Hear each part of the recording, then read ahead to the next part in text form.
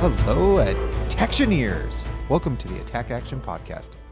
I'm your host, Taylor Morrow. And I'm Colin Honigman. And I'm Blake Meyer, and I've been playing Levia. Oh, shit. Boom. Sick. You What's and up, everyone dudes? else. Dude, why does that keep happening? Blake cracks the meta 3 weeks in advance, and then everyone has to get to his level. I mean, I'm used to it by now, though.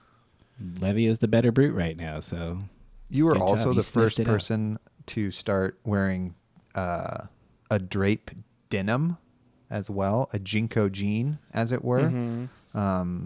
So, just always been a trendsetter, which is cool for you. Yeah. it's easier to sneak your friends into the club that way.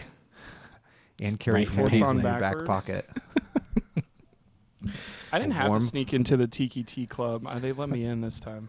There's Nice. nothing like butt cheek warmed 40 from your Jinko jeans, There's nothing like that on all of planet Earth.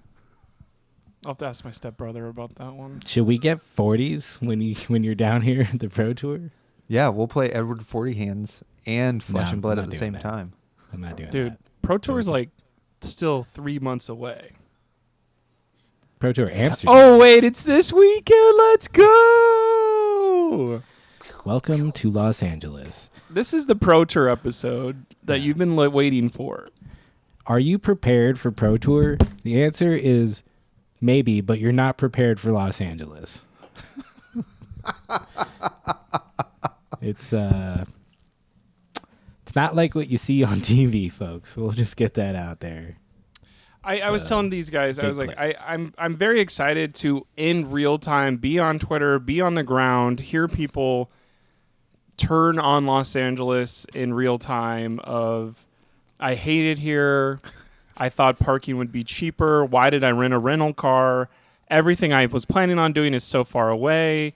Well, I guess we'll Uber, and then figure out who's going to Uber, and then what's your favorite place to go eat? And then it's like, well, the favorite places are going to be the 2-hour wait times, and then all these people are going to be like, we just got McDonald's and went back to the hotel room. Like, oh, Yeah. okay, cool. They got this great taco spot called Taco Bell, Mm-hmm. which did originate in California, I'm pretty sure. So we also created McDonald's here. So I mean, that's also an LA, staple. Can't go wrong. I've been to the first one ever. Nice. McDonald's? Well, not to get too far ahead of us, we will be talking about the Pro Tour Los Angeles in this episode. We've got a number of things to discuss today. A lot of things going on in the world of Flesh and Blood. But what are the things going on in our own Attacktion worlds? I like that.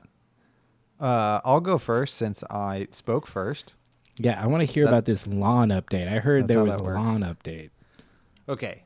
The 2 people things are want it. happening mainly in my life. 3, I guess. 1, my wife is in Italy. And so, What's she just doing been- in Italy? Pro Tour something? yeah, she's on that grind. She's trying to get the scout from the Italian team for me. Yeah, just vacationing with some gal pals in Italy. So shout out to my wife doing something super cool. Seems like she's having a wonderful time. Nice. So I've been a single dog dad for going on 10 days now, and I'm exhausted. I'm just very tired. It's a combination of doing a lot more, playing in City League basketball, and like not having my significant other here to tell me kind of when to wind down and go to bed. So I've been staying up a little too late and just doing a lot with my day. So I'm a little tired. So playing City League basketball, that's been really fun. Haven't won a game yet, which is a bummer. Conditioning is for sure the factor, and we're one of the older teams in the league, for sure. Do you coach that team too? I coach them up a little bit. I can't help Yeah. but say some stuff, and I don't know a bunch of them very well. So some of them I hold back, but then some of them I'm just like, I can't help it. Are you ever going to get a rebound? You just do that? Yeah, a little bit. The other man game, I was up, like, man you need up." to know what you're doing when you come into the game. You know, like I was I At pretty- the said highest zone. point, you're most likely to get the rebound, and you're flat on your foot, guy. but the level is like pretty low. Like the other day, I had like a little fast break, and there was a guy between me and the basket, and I just was so fucking tired. And I go, you know what? I'm just gonna pull it from 3 right here. So I just like took 2 dribbles and swished a 3, and was like, oh, fucking thank God. That saved me 20 feet of running down there to the hoop and 20 feet running back. What a great idea. So that's kind of the level we're playing at. So shooters are just lazy basketball players. Is what you're trying to tell That me. makes sense. Like, I don't want to do all the extra work, so I'll just do it. Whenever I played kind of. basketball, I was a big blocker. I liked to block, and I also liked getting steals. But anytime they knew I couldn't shoot or pass, so I was all hustle.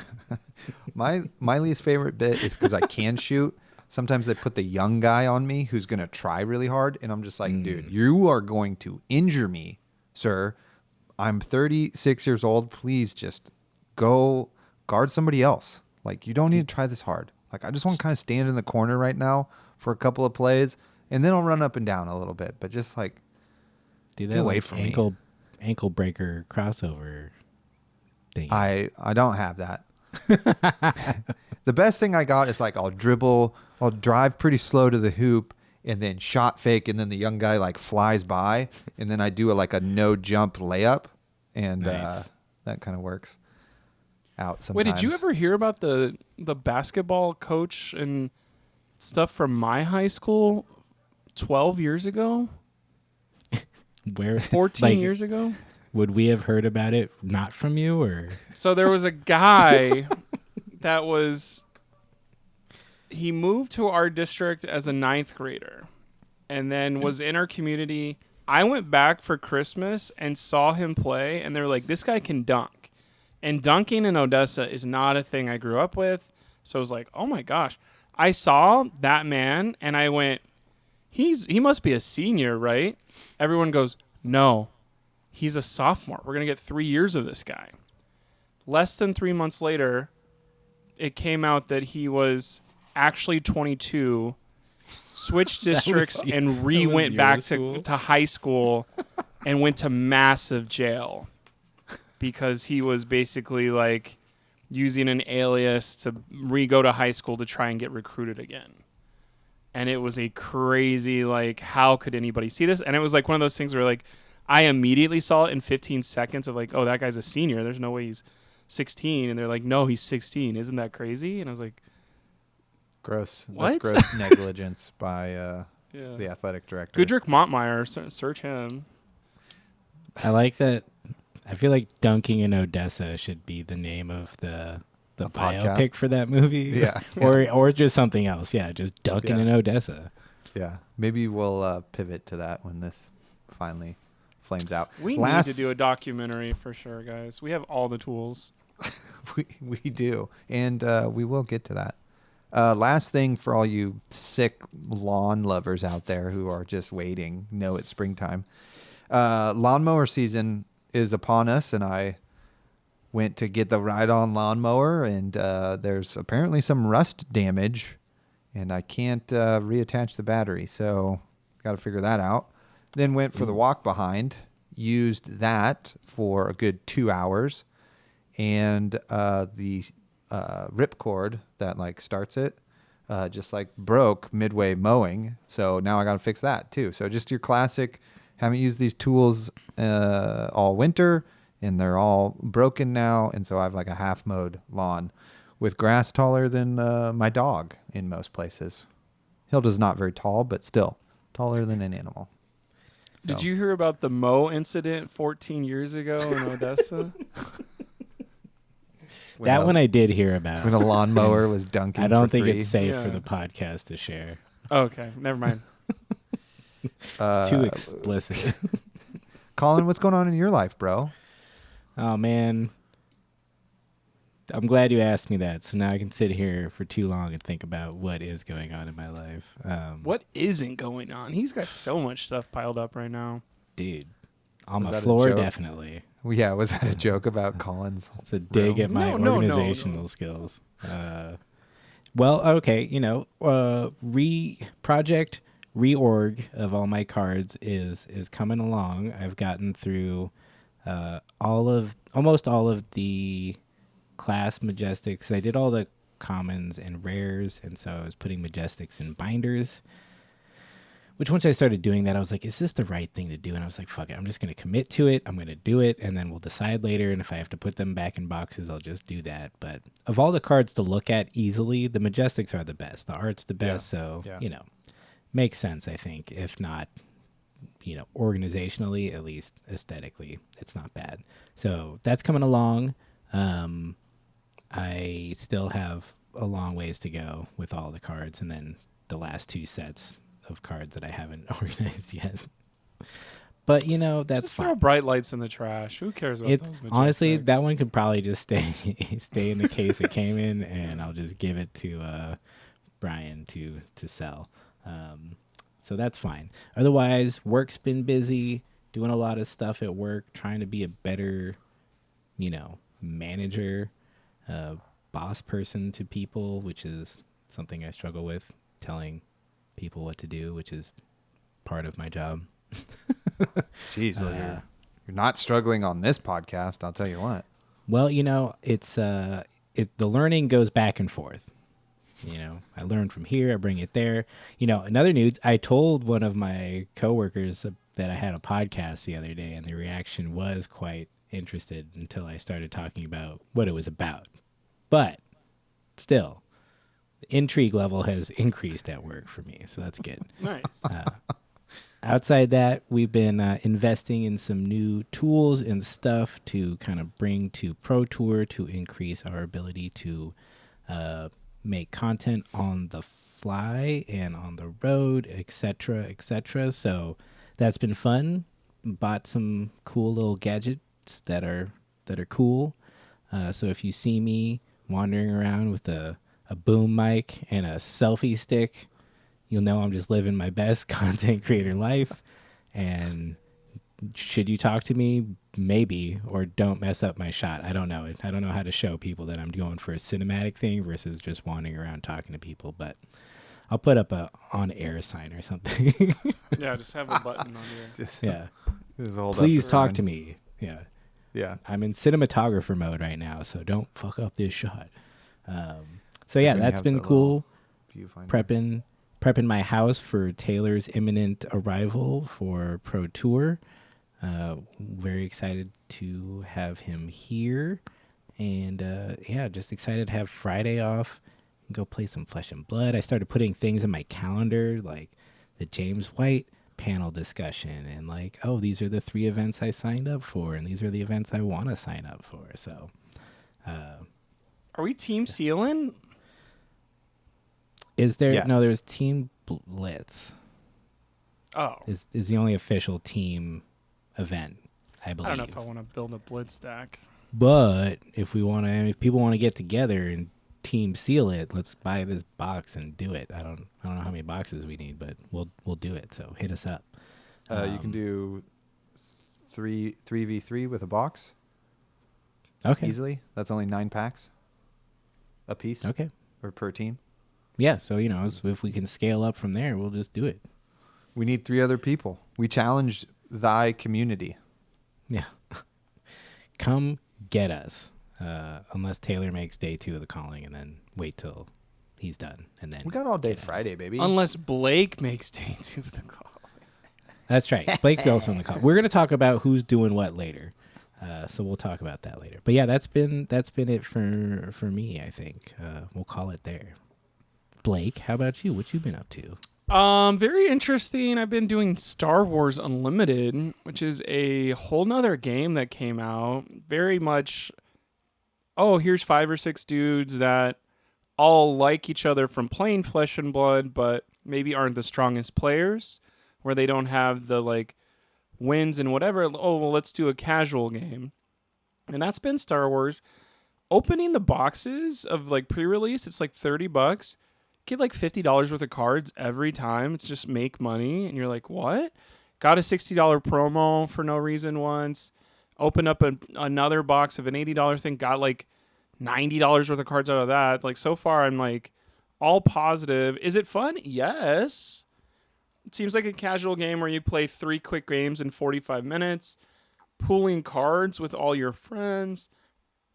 Just a cool thing where, why is Leia so good? Oh, Boba's really good too.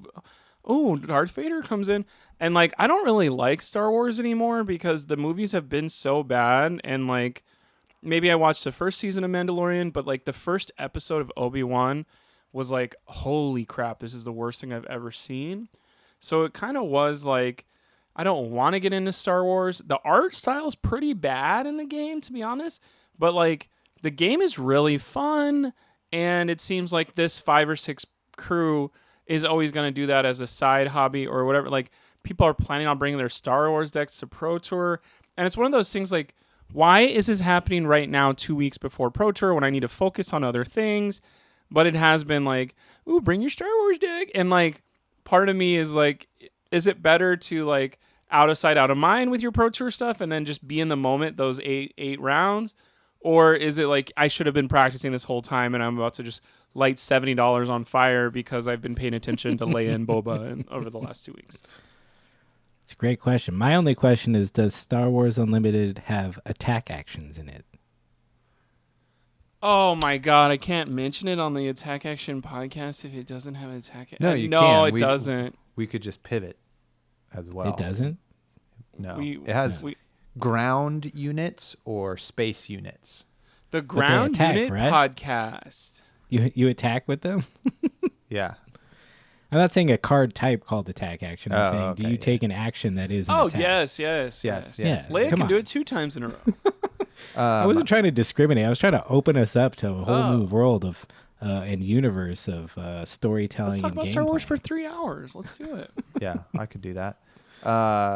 If anybody wants to buy my green Vader off of me at Pro Tour, slide into my DMs. Let me know. I'll sell I it. actually Vader. maybe need one of those, so close those DMs.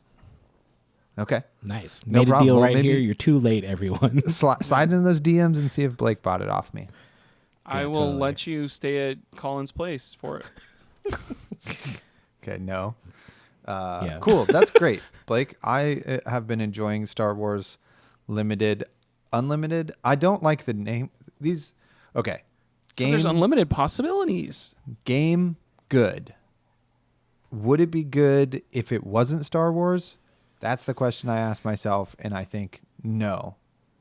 If it was just generic fantasy or space, I would be like, that's a cool game, but I don't really care. But because I get to be Luke Skywalker and attach my lightsaber to him and chop up frickin' stormtroopers, that's pretty fun.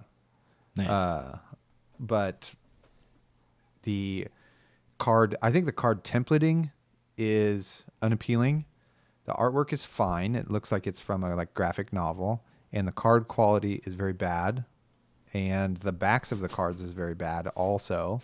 And I hate that it's a game called Star Wars Unlimited and you can play limited. So it's like, let's play Star Wars Unlimited limited. I don't like that.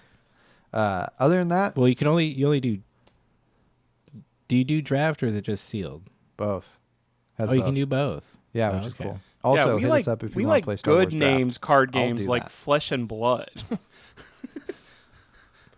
It is. Well, at least card is quality's funny. good, card back's good, The templating's art's good, etc. yeah. The calling it unlimited is an odd choice because it doesn't really.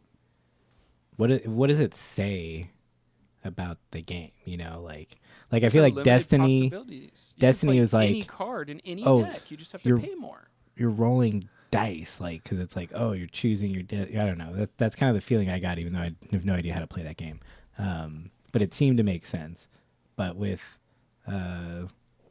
Star Wars Unlimited, I guess Unlimited. Okay, that makes sense. You have factions, but you can mix and combine them. I guess there's not a better way of communicating that, but yeah, I've bought a couple things. I haven't played it yet. I got the 2-player starter set, a couple boxes that now I'm seeing prices on them. I'm like, well, should I open these or should I just keep them and sell them? But also, I don't know. FFG seems like a company that will just hit print and not care about collectability. So I don't exactly know how all that works, but looks fun. I like the little deck boxes, and Yes. I think the fact that they launched with so much like swag to start is like pretty baller. That is what I'm going to say about the game. So, like, I think a critique is that it's a fantasy flight game, and they historically just kill their games out of nowhere or fuck it up and ruin it. Rip This is Netrunner. the most they've had in place to start the game. Like, there's a website with an event finder, a idea for what they want to do with organized play already.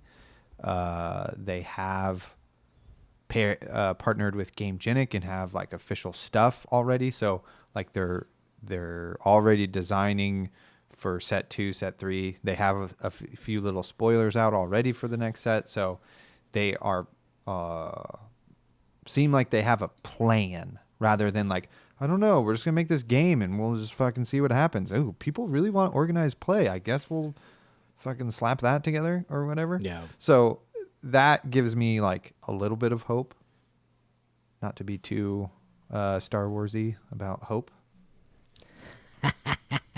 The other Anyway. thing that's in my life, and this is a digital card game, is Balatro, Balatro.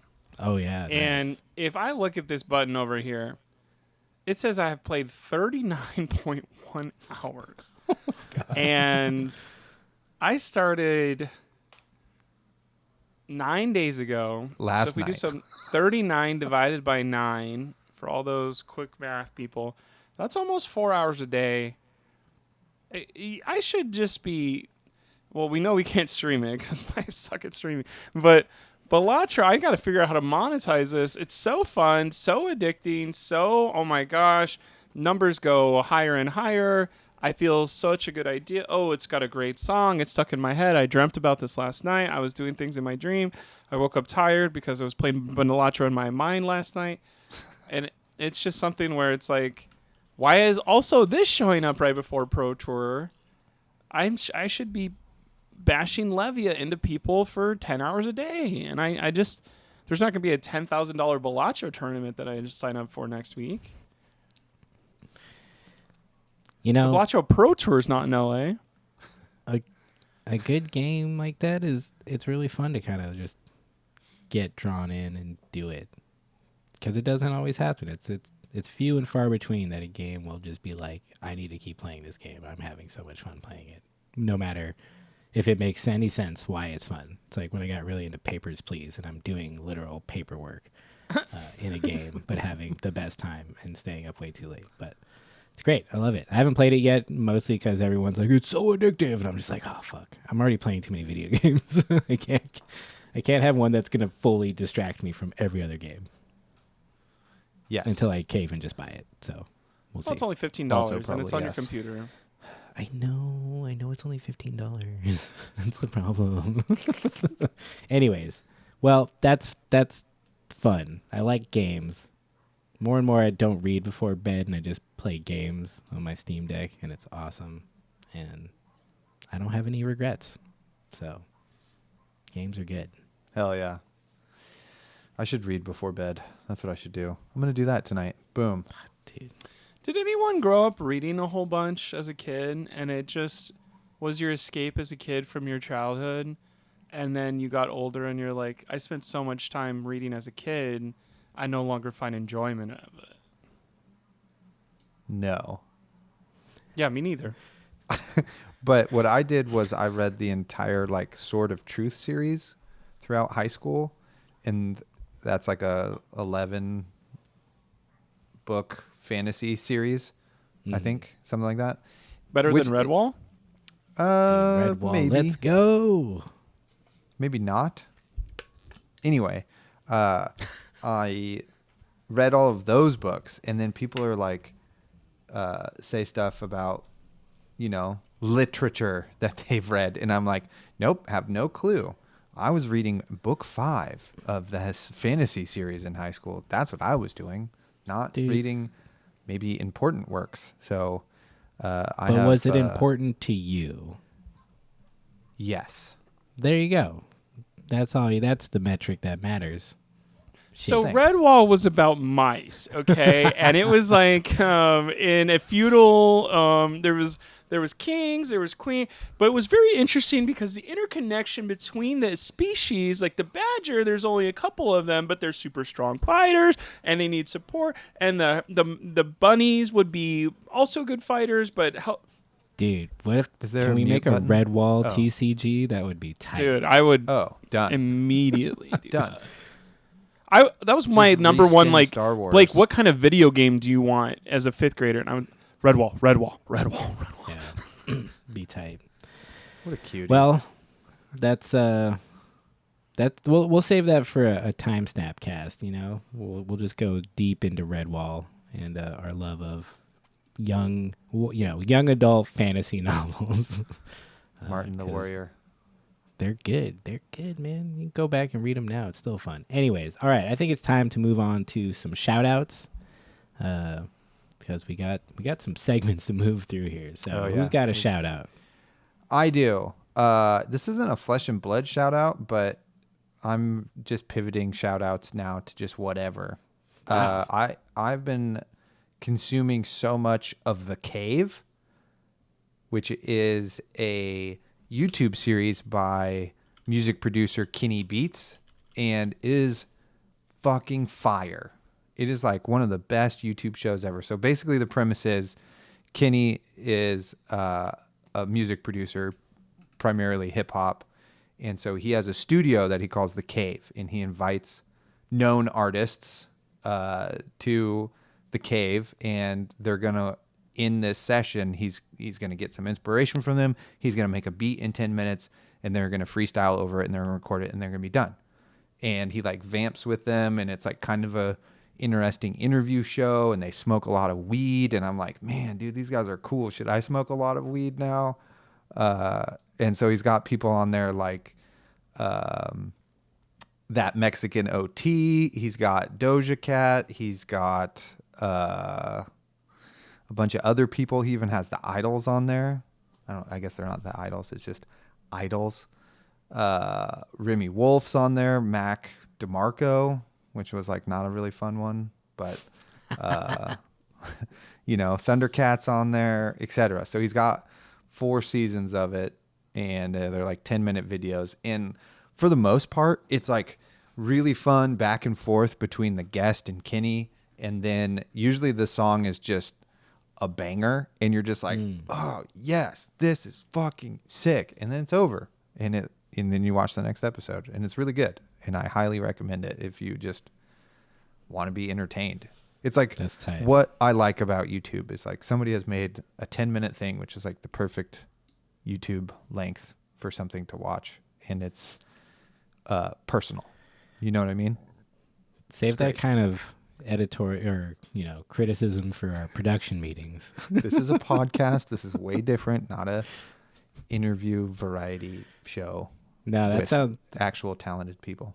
That sounds cool. I haven't heard of him by name, but he produces Vince Staples and Freddie Gibbs, 2 rappers I enjoy very much. So that's And he's tight. I'll got have to Vince check that on out. there too as one Hell of yeah, his dude. episodes. He's from Yeah, Long Beach. Let's go. LA again. Love it. That's right. Long Beach.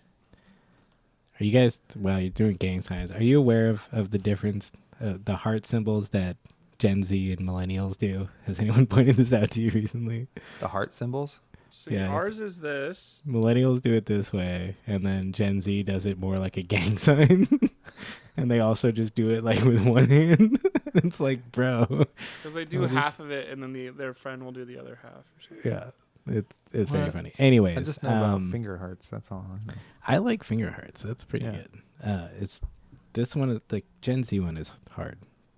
They made it difficult for our older hands on purpose. That's tight. I'm gonna check that out. I'm excited to watch that and watch people rap and make beats because I love those things. I used to it's do sick. that a lot by myself. It's sick. Yeah, go watch it. I have one more shout out, and this is more of a PSA. hey, I'm going to be in LA.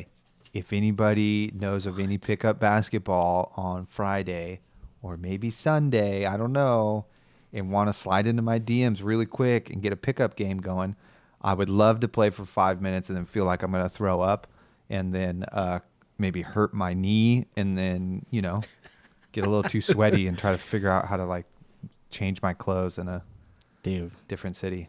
I'm just going to roll up to the playground and see what happens. I'm looking for Doesn't indoor. play outside. It's indoor a cash courts. money game. Dude, there are no indoor courts.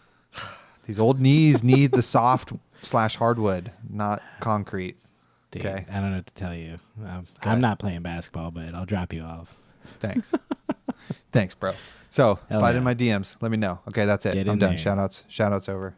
Get in there. I got a shout out for a Mr. No Socks on Reddit, who you may have seen his post about kind of custom alt art cards that he prints that are, I think a lot of them are AI generated, which, I have feelings about, but he does a good job at printing them. They look nice. He does it himself. And I was researching printing cards for my work, and I was like, I'm just going to hit this dude up on Reddit. And he was very nice and very helpful and like gave me some tips on how he does it, which like he didn't fucking have to do because that's kind of his side hustle. So why share how to do it? Fortunately for him, it was a multi-step process that I can't, pitch for my work because they want something to drop out of a machine. So I'll keep everyone updated on that because I think we found something that might do it, which I'm excited to like just print straight to a card to see how that goes. But anyways, yeah, just shout out to him for being super helpful and nice to a random dude on Reddit who just was like, how do you print these cards? So that's all I got.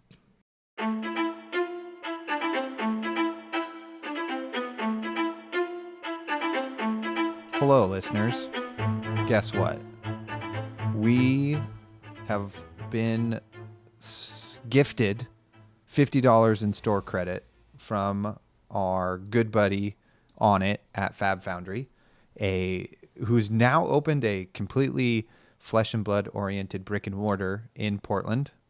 So it's just called Fab Foundry brick and mortar. Can't wait to go there. Maybe I'll get there for a PQ.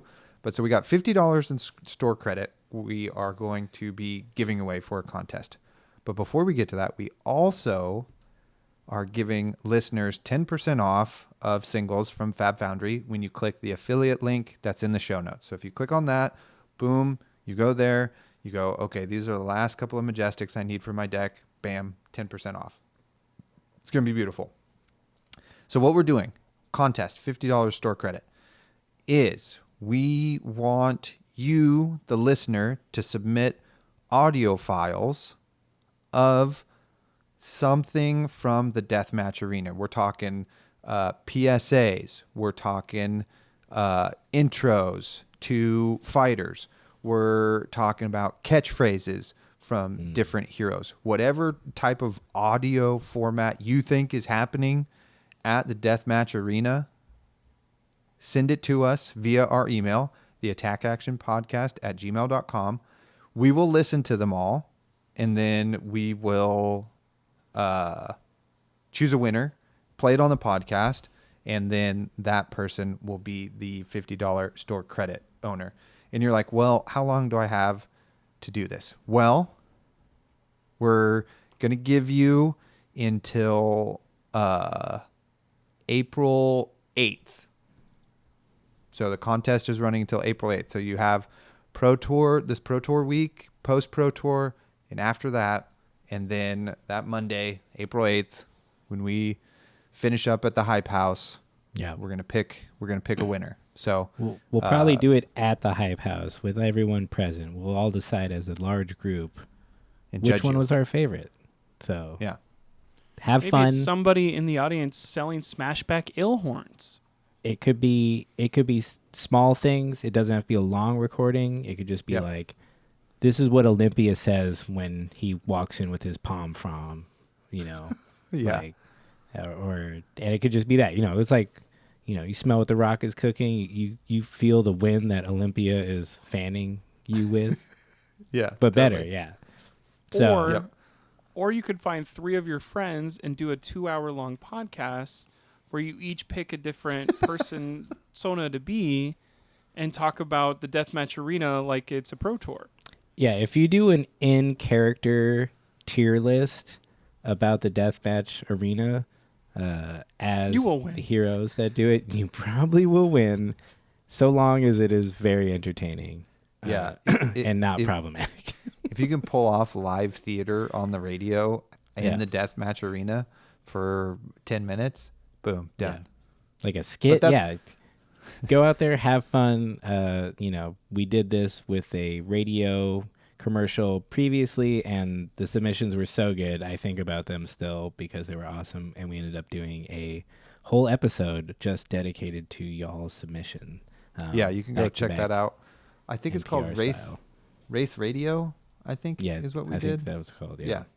Yeah. Lots so of we'll do fun, we'll do another one of those if you all hit it out of the park again. So That's April 8th is your deadline, which Yep. is the end of the Hype House, which is our exclusive Patreon friends and family group outing, at this point, dude's trip to Northern or Central California. We haven't finished that debate on what culturally actual Central California, maybe geographically Southern Northern California,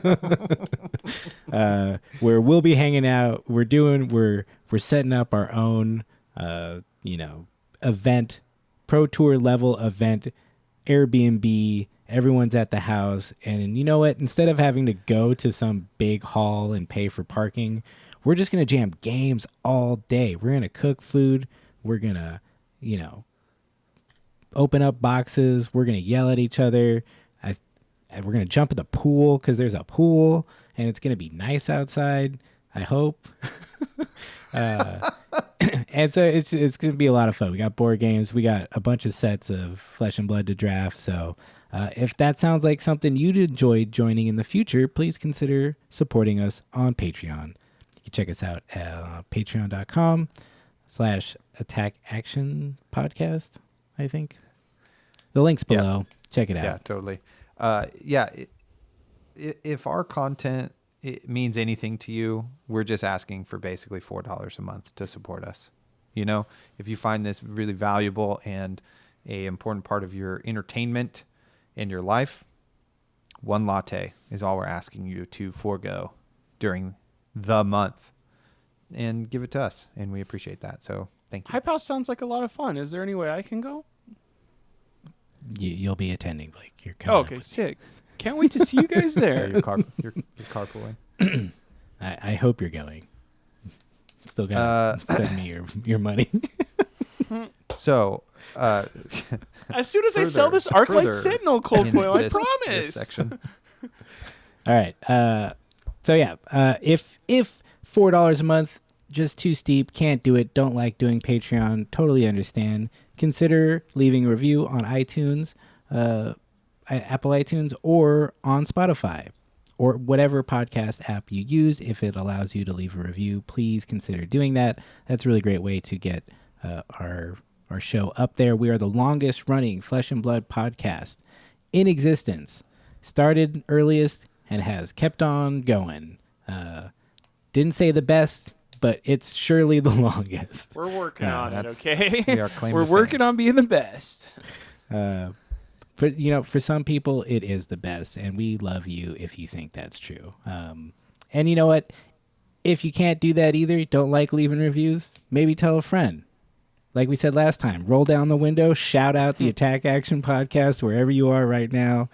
No data shows that it could help, possibly. So we're still collecting that data. I did it. I was driving and listening to it in the car to sound check, see how it sounded. And I did it. I rolled down my window at a stoplight and yelled the Attack Action podcast, and then rolled my window up like nothing happened. Nice. We maybe got a listener. It was awesome.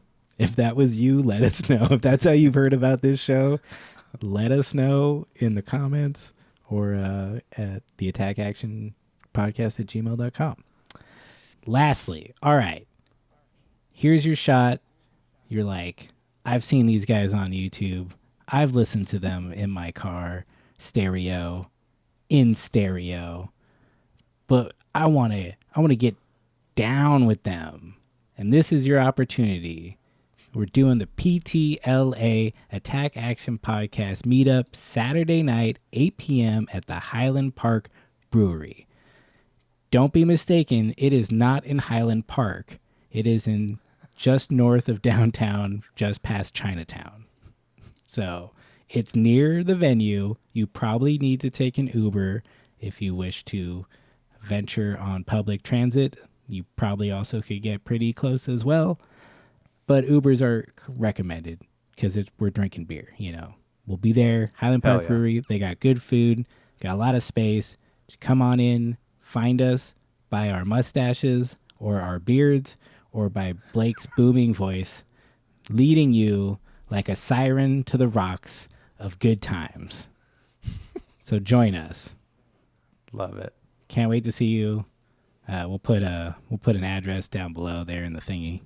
In the doodad, and hope you can make it 8 p.m. Saturday.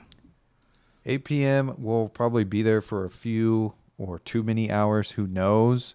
But you know, if you can't get there right at 8, show up at 9. We're definitely going to be there. We would love to meet you and say hi, especially if you're just a listener who's not in the Discord, who we know super well already and have a relationship with. We just want to say thank you for all of your support. We really appreciate it, and it's just going to be fun. There's nothing better, I think, in life as a human being than socializing over alcohol in a public space. Like, that is so fun. That is like a true human experience that I truly enjoy. Actually, it's time to be human. Yeah. There's quite a few things actually maybe better than that, but it's up there. It's the top 5. Come be human with us. Highland Park Brewery, Saturday, 8 p.m. We'll see you there. See you there. One thing I find superhuman is getting on our Twitter. So now for the Attack Action Podcast, we have our Twitter. If you could follow us at the Attack Action, that's what you're going to put in. You're going to go twitter.com/theattackaction. We have our link tree there. We have everything we're going to be doing there. We'll put the link to this podcast there. This is where you can follow us. You can interact with us. You can DM us. You can do whatever you want on Twitter. Follow us there.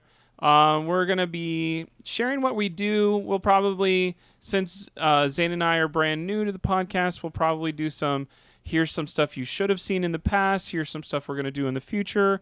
Just all around, that's going to be happening. Probably share all of our wonderful videos from the Pro Tour. That's where you can see us and really connect with us over the next couple months. That's twitter.com/theattackaction.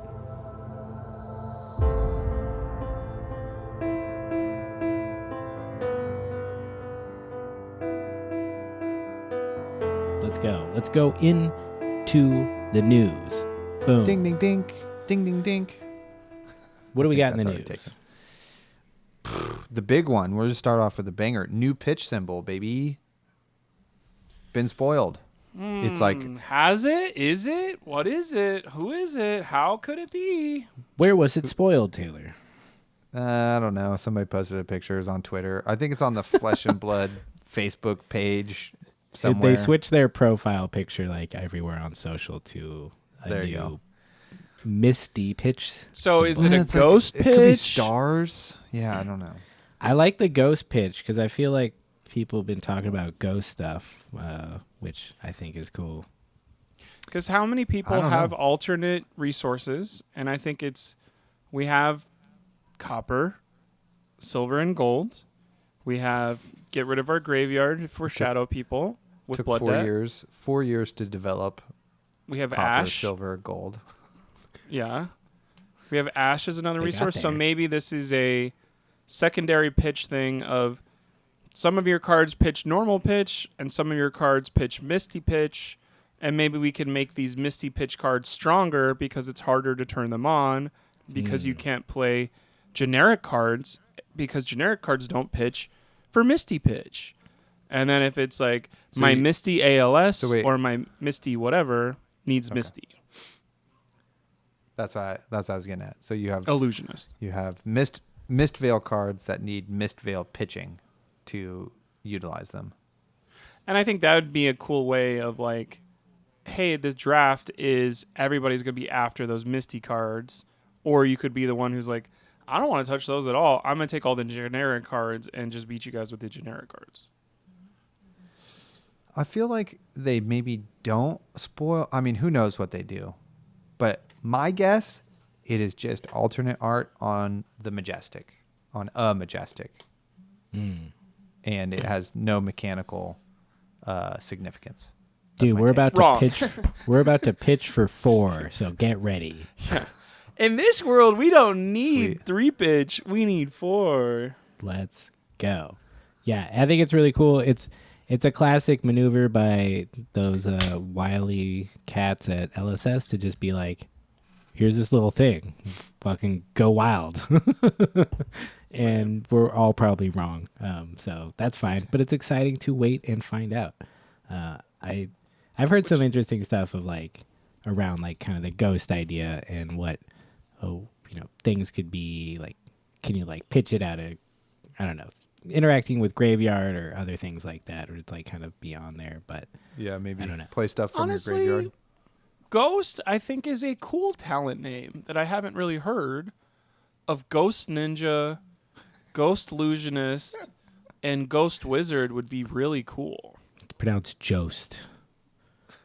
Oh, sorry. Going Jost assassin. Wizard We're still and Jost Jost. assassin is in this set, baby. It could be assassin. I don't know. Jost We- Assassin? We got Yeah, right. plenty of time to find out.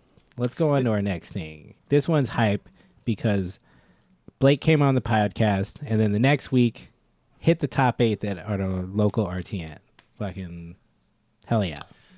Great job, Blake. It was pretty interesting. I've been playing for 3 years. I've gotten a 10th place. I've gotten a 12th place. I usually pick like 1 or 2 RTNs tops out of the 6 or 7 that are local, because I would love to save those $250 instead of just bang my head against the wall, and B, like, it's kind of, I kind of see it as take your one shot, because it's usually one limited one and one CC one. And this is what I did and tried. And I remember each one of them very distinctly because I didn't do 7 of them. And this is the first time where it's like, oh my gosh, top 8. First time in my life after 4 rounds I'm undefeated. One of the best feelings that's ever happened of like, I wish everyone could feel that rush of 48 people show up. You're one of 2 people after 4 rounds undefeated. No matter what happens in round 5 or 6, I'm still going to make top 8 because that's how that math works. Lose round 5, scoop round 6 to a friend.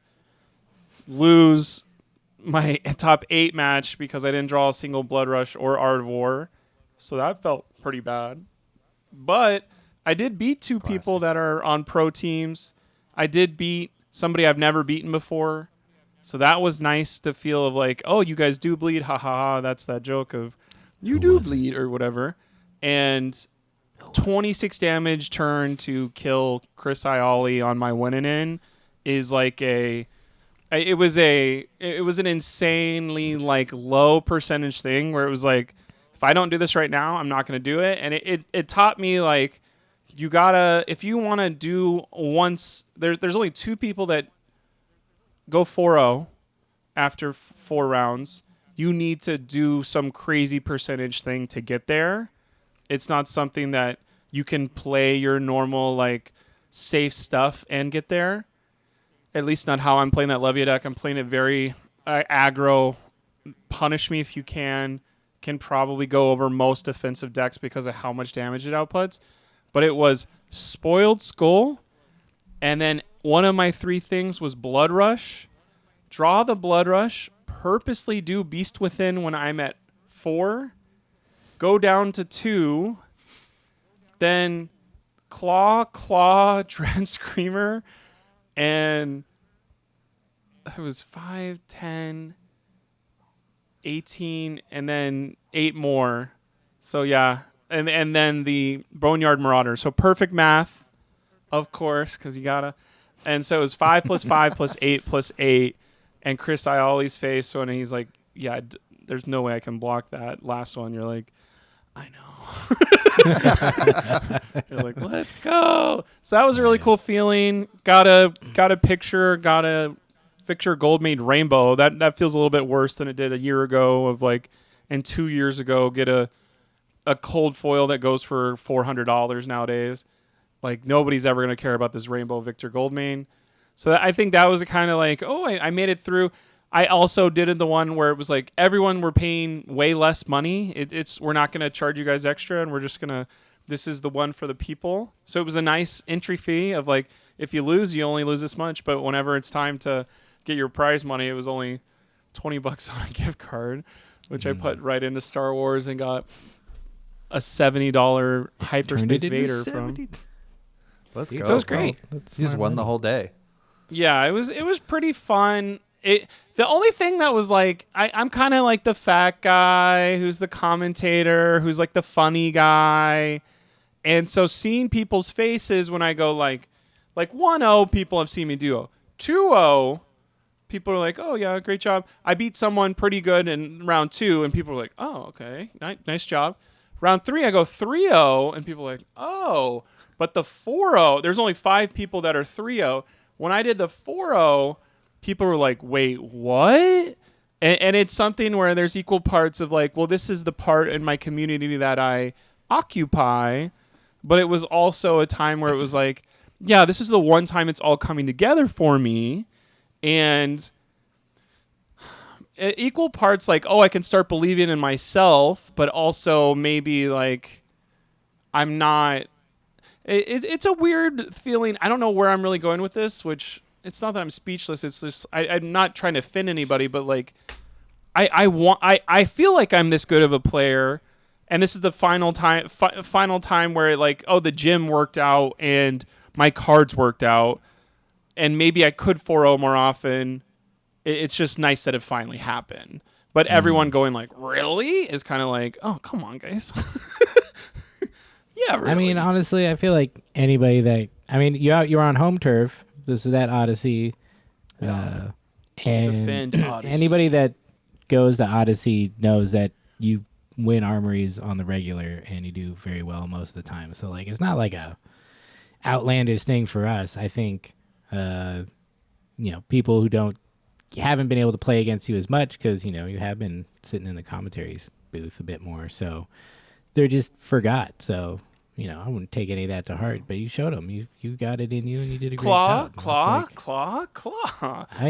You fancy yourself a brute guy, and you came in there on brute, and everyone's talking KO, and you brought Levia, and you did a great job. And now I feel like Levia is going to be people will be looking at Levia for this weekend for sure. One, because people like her, but also it feels like she got some good cards out of heavy hitters. But yeah, congrats, man. That's awesome. I really, I was very proud of you. And I know you had a bad last game in the top 8, and the Scab Skins came to get you. But I rolled a 1. It was something where I was in the same mindset of I need to take these high risk plays to beat very good people. And I had a Slitherpede, a Smashback, and a Command and Conquer in hand. And it was, I could play the Smashback and swing Slitherpede, then I take 3 Blood Debt, or I could roll the Scab Skins. If I roll 4 or higher, I can swing Slitherpede and then probably eat up his helmet, which banishes a card from my hand, but then I swing a Claw. So it's 9 damage, I take 3, but it was I take 3 and pass. And it was like, God, that is the only way I lose there. And to watch like me lose by 4 is like, if any of that goes better, I'm fine. So it is kind of like, somebody was like, oh, you don't get to go to Minnesota? Like, that's not a bad deal. Who cares about Minnesota? I was like, it's the principle.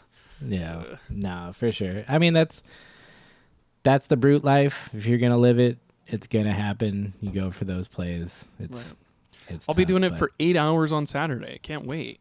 Hell yeah, dude. I mean, yeah. you had fun. You played well. What else could you ask for? I mean, yeah, winning would have been better, but I honestly, best tournament experience, definitely a mental fortitude booster of like, okay, try to do this every time. It's one of those stupid things where I think if you're a player who's trying to have a moment like that, here's a little bit of insight. First time in my life, I played 60 cards every time.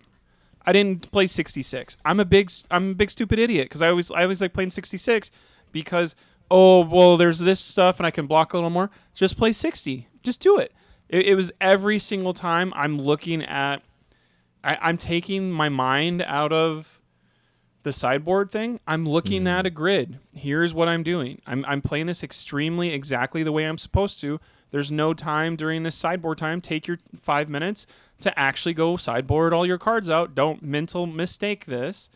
And then there's, of course, the times where it's Blood Rush, Art of War is in hand, plus a 6. What do? This is one of the worst possible hands I can have, but didn't let it mentally affect me and get down. Like, it sucks, but work through it. And, okay, you still did 12 damage on this turn, even though it's your power cards all clumped together. It was like, okay, cool. So I think it's something where what I'm saying out of that is good breakfast too. Like my local store, like the more steps you take to kind of set yourself up for success. The other thing, the Thursday when we got done talking, I went and said something in a Discord with a couple friends. I was like, I'm feeling really good about Sunday. I feel like I could top 8. And then kind of called the shot and then it happened. And I'm sure other people who are pro players have that kind of confidence. But that was the first time in my head where I was like, I feel really strong about how good this deck is and how good it is at aggro. And then following that game plan and sticking to every little piece can help you when you do get maybe a couple illusionists from Jim, and now you know you can make it all happen. Well, hell yeah, dude. Yeah, great job, dude. So proud of you. Feels good to top 8 because that's how success is measured in the game. Right. So yeah, great job. Hope everybody takes those lessons to heart. Hopefully you can keep that hot streak going in the calling. But you know what is hot? Merch at the calling /Pro Tour. My gosh. That's right. They spoiled that we're going to have merch. The Pro Tour Los Angeles shirts, hot or not hot? Let's just go left to right of would you buy it and wear it? Because there's a gray one with the circle logo that we all know from our pitch value. It says Pro Tour LA. It's got pink on it. It's got blue on it. It's got yellow on it. That's the one I'm going to buy. Yeah, I'm gonna share it right in here so we can all look at it together. Oh, sick. Nice. Yeah, I mean, right to I went left. that to one. right. I do like. I like this one because it says Flesh and Blood on the front. Yeah. Yes. And that I'd rather someone be like, "What's Flesh and Blood?" than "What's Pro Tour Los Angeles?" And then I have to be like, "Oh, it's for Flesh and Blood." Like it's just like not the sequence of things I want to have to explain. So I do like that. Although, What do you think? $60 for that T-shirt? It better be under 30. yeah, if it's more than 50, I'm gonna be upset because they're not that nice. And then the hoodie is gonna be so much more. All right, so I mean, it I'm can't like, be more expensive than merch from concerts. That's insane. can't it though? They don't sell this shit, and people will buy it while stocks last. I mean- Who knows? Anyways, I don't think I do like this shirt. I'm not thinking I'm buying it. I'm also not buying the Stanley Cup. Come on, like what the? Yeah, definitely. Like not. I hope that's a meme, but I don't know. Because what is the logo on the Stanley Cup? Like, is Legend that something I'm supposed to Stories remember? Studios. Yeah, boo. So, anyways, Taylor, you buying this shirt? Hot or not? I'll have to see it in person, but not hot. Okay. Next we're up, we got the white hoodie that says Los Angeles Pro Tour. Has some. Are they recognizable Buildings? buildings? Well, it's got. Oh, okay, It's- so we have it's Death literally- Match where the Hollywood sign is. It looks like Santa Monica Pier and then something else. So I the- do want to say, I hate being this critical or negative. I don't hate doing this, but who did they ask? Like, what's some LA thing? Like, is this a New Zealander's thought process of like, oh, the Ferris wheel? Because like anybody that's lived in LA for five minutes. I've never been on that Ferris wheel. That's not like a thing. Obviously, the Hollywood sign. but you know where it is, Blake. Yeah, it's Santa Monica is a quintessential LA thing. No, like maybe, but like Yeah, it's the No. beach they show when they talk about the beach in LA, even though it's a different city. But nobody needs to know that. Well, I'm with gonna you find in that out. it's like it's not LA, but LA is not LA. LA is the whole area and Yeah. everything around it. Yeah. Yeah. But Capolo said it best though. He said, hot or not? "I've though? gotten tomato sauce or taco sauce on all of my white hoodies. I Yeah. cannot buy this hoodie because White hoodie's I rough. would get Totally. all the taco not, sauce. Not hot. It's white. Yeah. although we do appreciate the Hollywood sign that says Death Match. Although Yeah, that it is hype. kind of looks like it says Eth Match, but I think that's the thing that's over it. That'd be funny. Next I shirt, hope it Vin says said, Eth Match. hot. It's fucking hot. Make all the heroes in this shirt. What is wrong with you? Why is there only Vin said? Give me these shirts. These are dope shirts that you can just wear. That's not just a logo for a brand and a company. Please print more of these shirts. I'm buying this. What do you guys think? Not hot. All right. I think if I had a personal connection to that hero, I'd be super excited about it. But Same. I will not be playing Shadow Runeblade in the foreseeable future. It's too. I love the idea. Too corny for me. Iron Maiden. But that's like their thing, though, bro. Is like, her name's Betsy because she bets. So I guess it's pretty on brand. Wait, is Betsy's name Bets? Blake, I hope. Please don't let that be a bit. I hope you know that. All right. So I But guess please let it be a bit. the majority And now says our not zipper hot. hoodie. And now our Zipper Legend Story Studios hoodie. I do like this one. I've seen that in the wild. It seems like Yeah. that'll be the one that's everywhere. Yeah. I wish hot the for hat me. was a flesh and blood hat too. Come on, like just Yeah, that's the thing. put is the thing I want- love on the clothing, not your Yes. publisher on it. Yes, that's what It's cool I for wanted you to guys say. to wear. Flesh and blood right there, and have the card back as the back of the hoodie. That's what I want. That would be so sick. God, I would buy that, even if it was white. And All I right. have too I many will not hoodies. buy this hoodie Ah. because it's a zipper hoodie. Not my fave. Oh no, zip. That's my jam. Pro Tour blue Pro Tour classic sun and palm tree with waves. Not Los hot. Angeles. I like what they're going for. I don't like these kind of like, I don't know what you call it, where it's like kind of the speckled things. I'd rather just a solid color. Heather, like a Is heather. that a heather? Yeah, I think Yeah. it's like nice, and I know they're like soft shirts probably, but give me a solid color. I'm a bold motherfucker. I'm a bold motherfucker. I'm gonna get I this think Reinhardt this hat, is though. why Look at I'm that. choosing Look the at that. far left one is because this that blue BB. one is a little not busy on the front, but like it doesn't say flesh and blood on the front. Kind of a Yeah. North Carolina kind of It's a blue Tar Heel too. shirt. Tar Heel. This one's Yeah. got great like old like 80s 90s surfer vibe shirt. The first gray one with the pink and blue. My bet is they're cooler in person. That's my bet, and they'll Yeah, win me probably. over. Fingers crossed. There's our I'm boy. passing on all playmats. I'm buying the Rhinar. What's Let's go. frustrating to me is I just realized that like the other Rhinar specialization was a calling mat, and now this Rhinar hero is a Pro Tour mat. So both of the Rhinar mats have been locked behind tier 2 or 3 events, when the other heroes from heavy hitters, we got what's her face? We got a Kasai mat and a Victor mat. And then who knows where Betsy, KO, and all these other people will be. But it's something where you're like, damn, you guys hate Reiner players. Reiner players got to travel for this stuff. Thank God it's in my backyard. I would never buy this back. I hate this Reiner art, to be honest, because I was gonna say you hate this Reiner art and you hate the specialization. So why do you care if it's lost behind because the I'm a collector. I like brag that I'm the only one who has all 5 of the other mats, so I got to get 6 and 7 now, and they're so ugly. Dude, But you could great. give one to me for free if you see me. I will take it. Thank you. Look at him just looking back at you. That's our boy.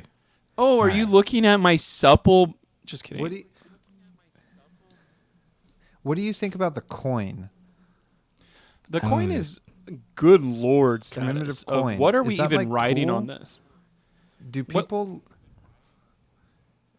What would this coin be used do for? people like I coins? guess you can flip it to see who goes first. Blood, Yeah. sweat, Challenge steel. coin to make a decision. Become a champion. Okay, so I have started listening to this podcast, Guys, with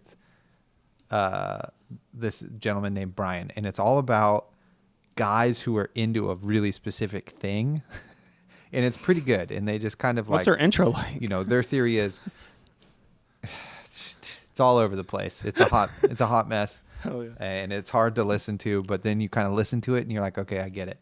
So it's like, you know, everyday carry guys, Disney guys, Lego guys, guitar guys, etc. So they like go on the internet and research these niche groups and then talk about that type of guy. And they're like, their whole thing is like, it's healthy to be many different types of guy, but if you're one specific guy, that's unhealthy. Anyway, part of guy-y culture is sometimes having challenge coins like this to like just have and have and that's it. And it's like not the type of guy I am, but my point being, maybe there's some guys out there that are into this and they're like, yes, I will spend $200 to get this coin. There you go. Anyway, This there you go. Guys. This coin. Who designed it? What shape is this? Is this an icon? One a thing that I hexagon. do, like, we don't have in Flesh and Blood that I would be like, oh, of course, this makes sense in every other card game. There's not a set symbol. We have set letters. So if the set symbol was this death match with the horns and stuff, I'd be like, oh, of course, it's the new set symbol coin. But we have HVY. So HVY is more important than the set symbol of this horn thing. And I think a year and a half from now, somebody's going to go, what's this coin? Not what's this coin from, but they'll go, why did I get this coin? That's hater status, though. Who knows? Mecropotent Matt is pretty cool. Anyway, Get one of those. we're all over the place this episode. All right, we got to move along here. We've been fucking. Do you want going to talk for an about hour. another podcast for 5 more minutes? I know. All right, whatever. You know, Sheesh, sad. that's Battle we Bro let on Blake Battle talk Bro for 40 crime. minutes about how all he did was top 8 and then lost and stuff. So Sideboard, baby. That's I what can it talk takes about to another be podcast real great. quick. I'm just teasing. There's What are you coin bringing to guys this out there. podcast? Huh? Come on. We're all fighting. Okay, so ProQuest Season 5 is starting soon. Thank for God, Amsterdam. because we haven't even had this pro tour yet, so we need the next pro quest. Which is no, so it's good. crazy. It is kind of crazy. It feels very rushed. I don't know how I feel about. I feel like I don't know. Whatever. I'm not going to go to Amsterdam or qualify for the pro tour, so it doesn't really matter to me. But it's coming up April 13th to May 5th. It's going to be in Amsterdam for the pro tour, July 25th to 28th. So if that's your jam, do it. Amsterdam, one of the most beautiful cities in Europe, on the planet. Love it there. You know what I'm not looking forward to? What is? These 4 decks that are going to be in the top 8 of the Pro Tour winning lists. Pro Tour top 4ing, Pro Tour top 8ing. Those like the god-awful Katsu deck that's going to show up randomly. There's going to be a Kasai Axes at every freaking armory for the rest of my life now. And then the Viserai OTK that's going to ruin people. Like, not just the meta changing, but the fact that, like, all the guesswork will be done. Here's the 8 best lists in the world. Now go, based on my list of, like, what I'm homebrewing, is just, like, the fun open meta that we've all talked about and to death over TikTok. What is it called? Twitter in our last podcast is over. And we're going to be doing that ProQuest season with, like, everyone has bazookas again.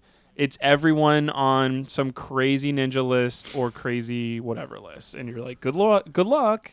I don't know. That disregards all of the limited aspects of the Pro Tour. So the top People do that all the time. The winning decks aren't necessarily the best decks because they didn't just win on those. They had to win on draft skills as well. So You're Totally. telling me fully Yuki's good at the representative. whole game and not just deck building?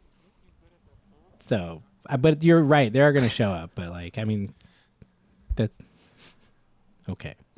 That's a great segue, Blake, I think, into kind of our main topic, which is the Pro Tour. This is my take. So you think this is going to be the definitive end and the meta will no longer evolve after Pro Tour.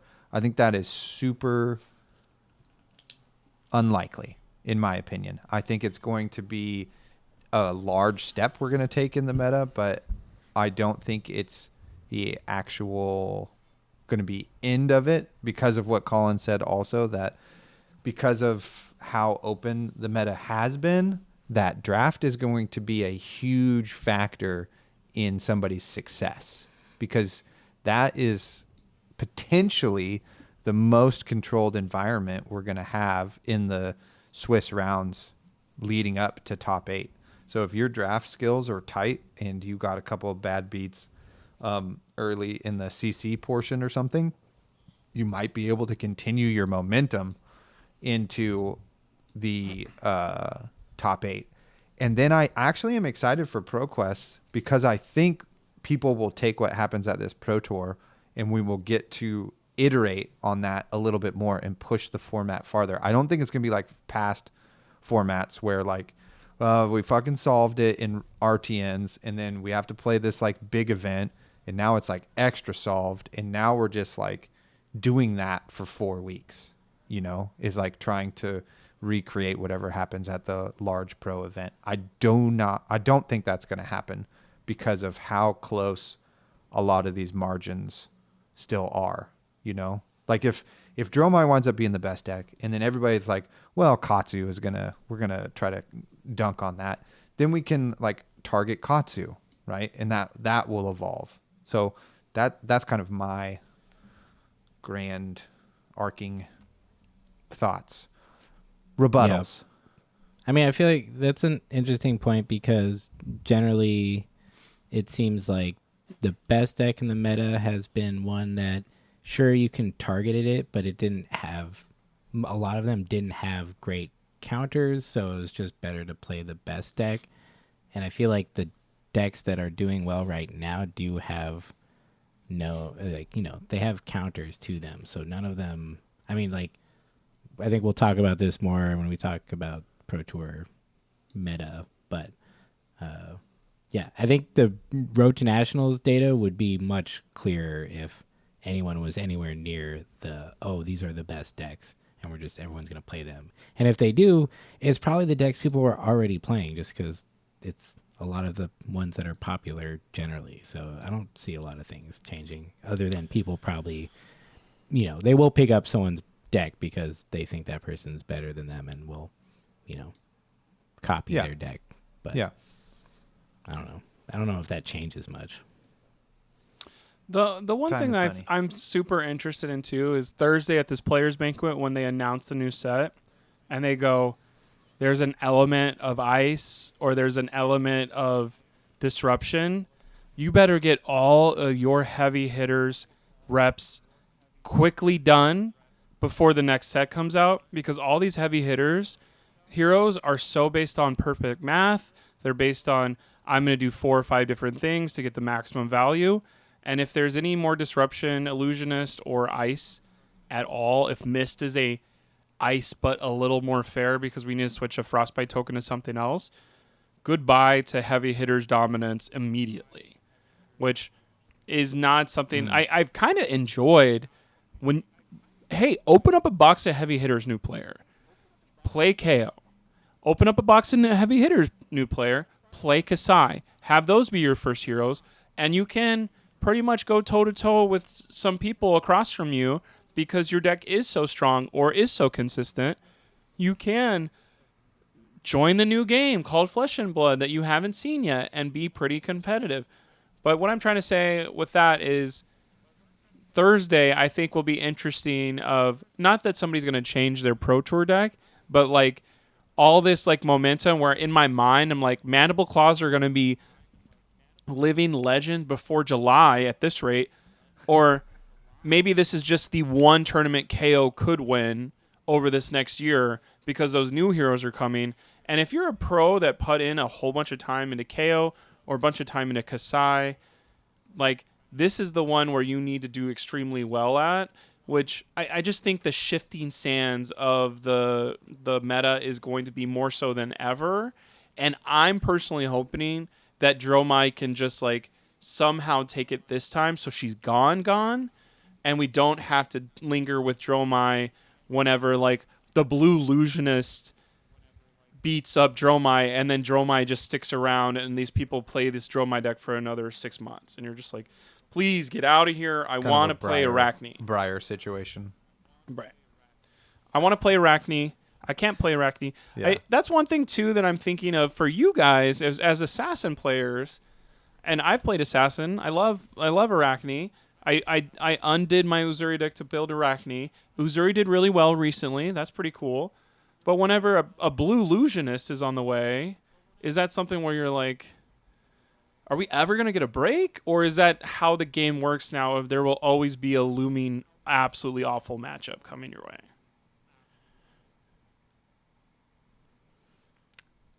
Hard to say when we have no idea what's in the set. Oh, so. okay.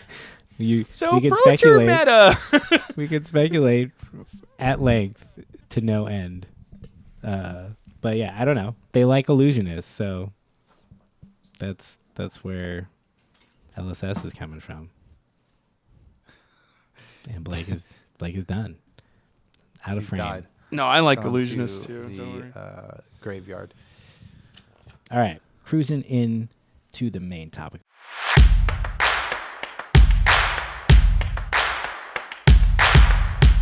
Let's take this discussion straight into the main topic, boys. We've dilly-dallied too long, and now it's time to talk more about the Pro Tour. Let's go! Yeah. Yeah, the Pro Tour. It's coming up. None of the three of us. Also, shout out to Zane. Zane couldn't be here due to a family situation. We love Zane. He's the best of us. So, but we'll see him very soon in a couple of days. None of us are actually playing in the Pro Tour. Here. That's right. It is looming in over your shoulder. It is 13 half days away. 13 half days? That's wrong. That's totally wrong. That's not even close. Thursday. So we're 3 days from now.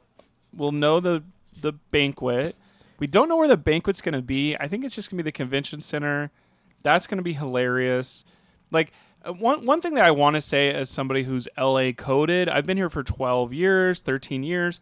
It's something where nothing can really surprise me or disappoint me, if you want to say. But anybody who's like, where are we having the players banquet? Where can 250 dudes eat? Dudes and women at the Pro Tour. There's not really anything over there that makes any sense that wouldn't be prohibitively expensive.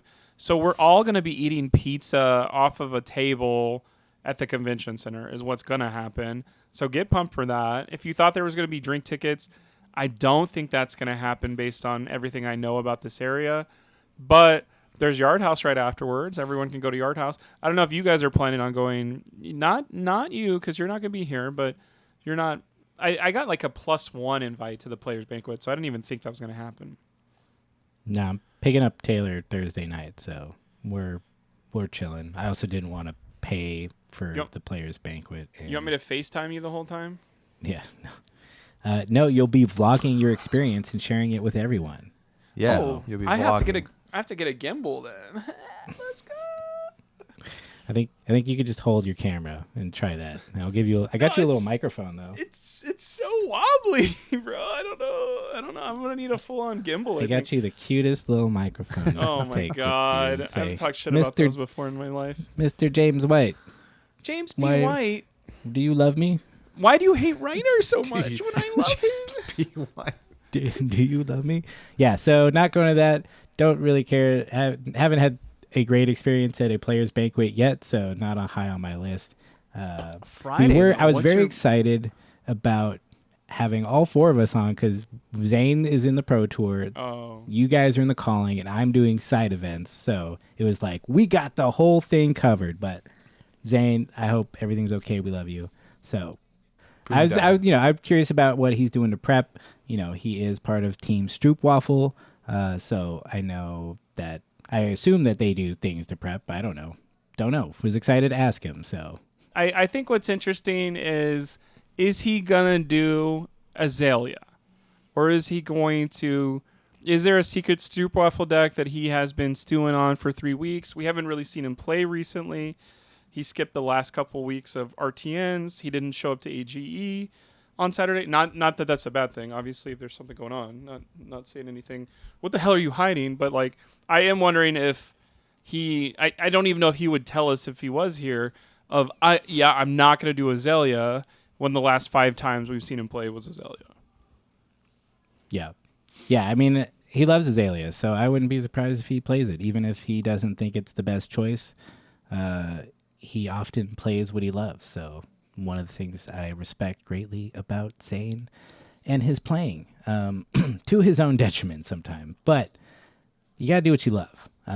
And also, as we said, the limited draft sections of the Pro Tour are very important. So he also has a lot of skill in that arena. So I think he's got a lot. We don't know because he's not here. So what are you guys doing to prep for the Calling? Taylor, tell me about Arachne and all the games you've been playing to flush that deck out while Blake goes to sleep. So I just am like hard committed to Arachne just for vibes reasons, I suppose. Nice. None of the heroes since Arachne, other than maybe Icelander, and then Icelander was just like too cool, spoke to me. So I've just been playing Arachne basically since Icelander LL'd.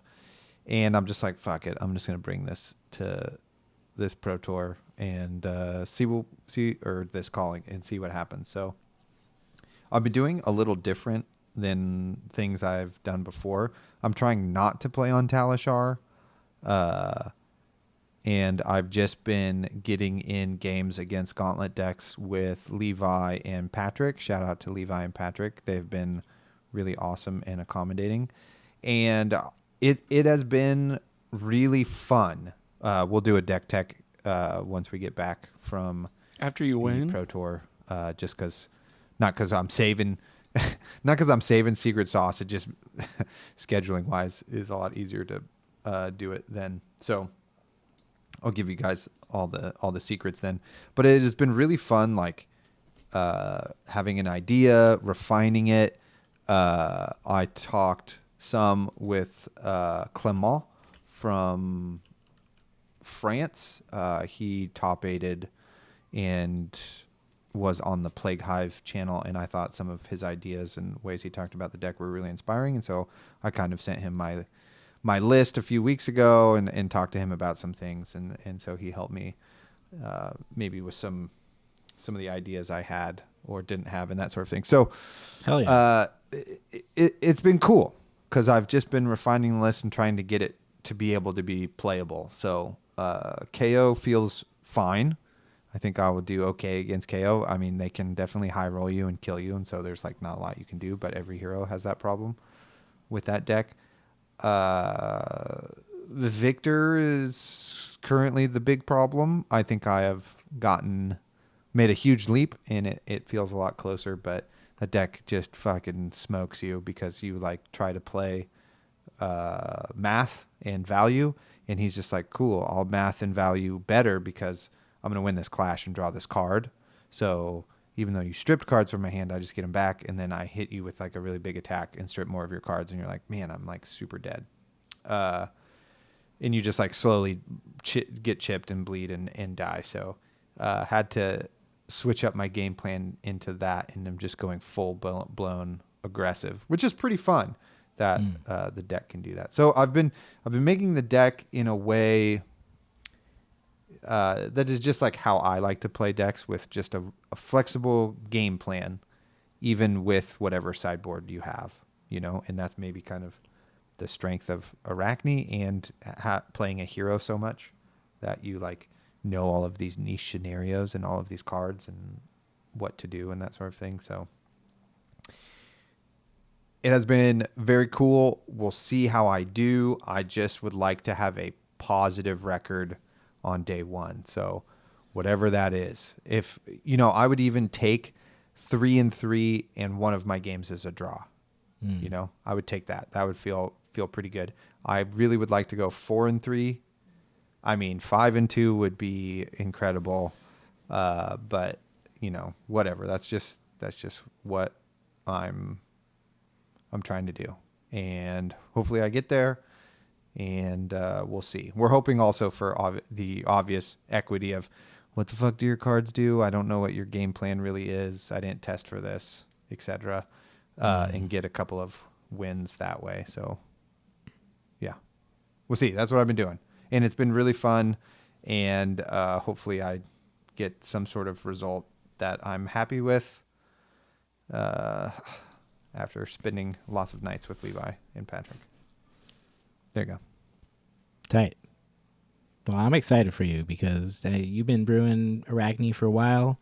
I think the people are behind you in your choice, and they'll want to know how you did.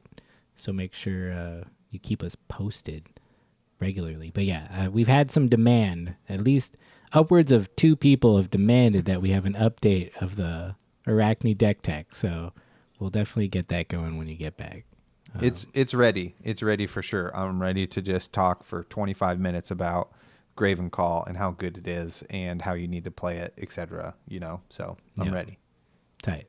Blake, what about you? What have on you been Friday, doing to prep? What have you been doing to prep, and what are your goals and plans for Pro Tour weekend? On Friday, we played me versus Arachne, and boy, oh boy, did that send me into a tizzy. I lost 2 games in a row. The first one, I was like, I'm just so stressed from all this trying to get the stream to work. It didn't work out right. And then, like, the second game, I just got owned. And, like, I was like, oh, my God. I played, I think, 14 Talishar games before I won. I lost 15 times in a row because all my confidence that I talked about earlier and how excited I was, it feels like there must have been somebody won a tournament on Levia recently where everyone started teching for her or was putting in extra cards, testing out the matchup, and it just was like, does everyone have a Balance of Justice? Why is Balance of Justice in this deck? I don't understand. And so that was a little frustrating, and I finally beat an Uzuri by like 25, and I was like, okay. Like, Uzuri was the one I wanted to actually test tonight, and I beat them by 25. I've beaten all these other people by 15 before, so maybe we can just make that work. I think I was thinking there was 8 rounds in a calling for day one because in San Jose I went 3-5 on Reinar, don't ask, and then I went 4-4 on Prism in Vegas at the last calling I played. So I am trying to go 5-3 this time to be the next step of I have made it as a better player. I think what's always interesting is if you're thinking right now of I haven't really played in a calling, what is it like? I'm too nervous to do so. Your first 2 round opponents are pretty much armory level opponents. And then your round 3 is where it starts ramping up pretty ridiculous.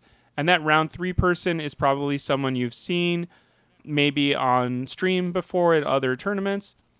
But then rounds 4 and 5 are like, this person has top 8'd a major tournament.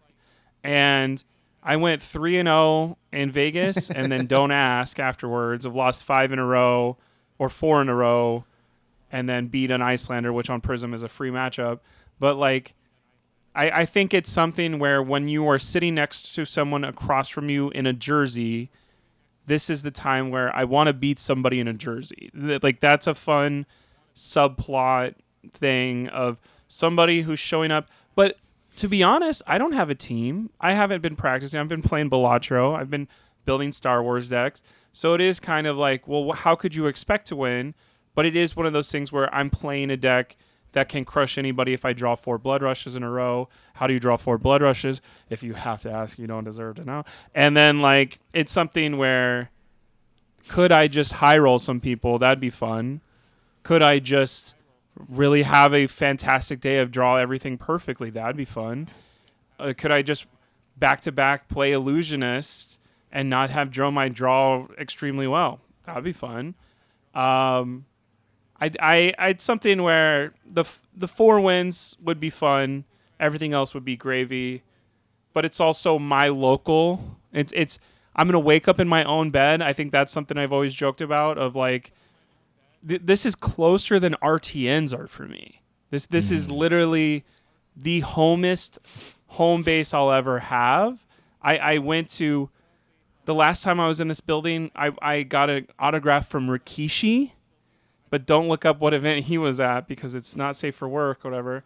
But this is my hometown. I'm excited to wake up like, yeah, I'm going to go to my favorite breakfast spot beforehand. I'm going to actually probably not because they start at like 9 in the morning on Saturday. I got to buy a ticket. I got to put my deck list in. I got to look at all this stuff. But I do think callings are fun, but also extremely high-level competition. And I think it's always just win one more than I did last time. Because I don't do 7 callings a year. I do like 2 callings a year. So I think that's a good enough, like, if I put in another 6 months of effort and I play another 6 months of a good deck, can I get one more win at one of these rated events? Nice. All right, my first question is, what is your favorite breakfast spot? Millie's is the best. They have this thing called the Chilaquiles Benedict, which is half Chilaquiles and half Eggs Benedict. And so they dump all the Chilaquiles, which is fried tortilla chips, on top of a English muffin. Where is Millie's? Millie's is right next to me in Silver Lake. Oh, fuck. On Sunset Boulevard. All right. Well, we got to make a stop. Secret's out. No problem. Sounds great. That, or we'll go to the pantry, which is open 24 hours and has great breakfast food all day. Hey, we have a pantry here in Eureka. That's the pantry, right? In downtown, right by... You know what I'm talking about, Blake? They sell pie? I don't go downtown for breakfast very often, to be honest with you. Well, I'm going to look it up, and then we'll move on quickly.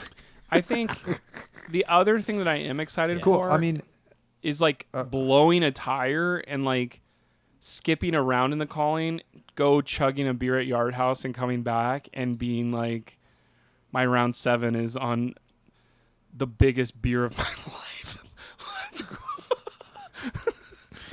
I don't know if that's acceptable or not, but like in Vegas, it was like I can't play another. I think that's. I can't play another Dromai as Prism. I scooped to go get chicken, and the guy was like, "You're scooping." I was like, "You're playing Prism, right? Or Dromai, right?" And I was like, "I can't do it. I can't do it again." He was like, "Okay, thank you." Yeah, no, thank you. Nice. You are playing Levia, right? I will be playing Levia, the Shadowborn Abomination. That's what I figured. I just wanted to get full clarity. Yeah. Nice. Yeah, dude. I think, you guys have both been putting a lot of work into both these decks. I think you've got it in you. I'm rooting for you both to do well and also have fun. But it's hard. Callings are big tournaments, so it's hard to know what you're going to go up against. So you just got to kind of stay agile and focused on what your game plan is. Try to make the best call against what you think they're trying to do. And then if you're kind of wrong, don't freak out. Deep breaths, figure out what you you need to adjust to get to where you need to be, and just let it happen. I think it's interesting too, because like Blake, you pointed out like the, oh well, if Gem helps me get there, or if I just get these things, and I think that's a huge part of these events is like the person who wins isn't the best person in the room. They had like the best day, like that's really what happens at these things. Like so many things have to go right for someone to win, that it's hard to just say like, yeah, of course there's a skill element to it, but it's not, you can't 100% skill this, because if it was that, we'd have the same winners all the time. And we get relatively close people who get close to the top, but the best players don't do well regularly. They go to events, they can 1-2 drop, like, and they're just like, well, that's it, I didn't do it today, so I'm gonna go do something else. And you got to take those, it's harder when you don't have as many events to go to, so dropping feels bad because I'm not gonna drop no matter what. I'm gonna take my 8, like I paid eight rounds. I'm gonna, if I go 0-8, it's gonna be disappointing, but whatever. For sure. But I think it is important to just state that, because it's overlooked a lot of the time, and it's a huge part of how you can win an event is a lot of things that are outside of your control, like what matchups you just happen to get and who you see at what point. So yeah, absolutely. I wish the best for both of you on that, for sure. You definitely have to put in enough practice to give yourself the opportunity when things break your way.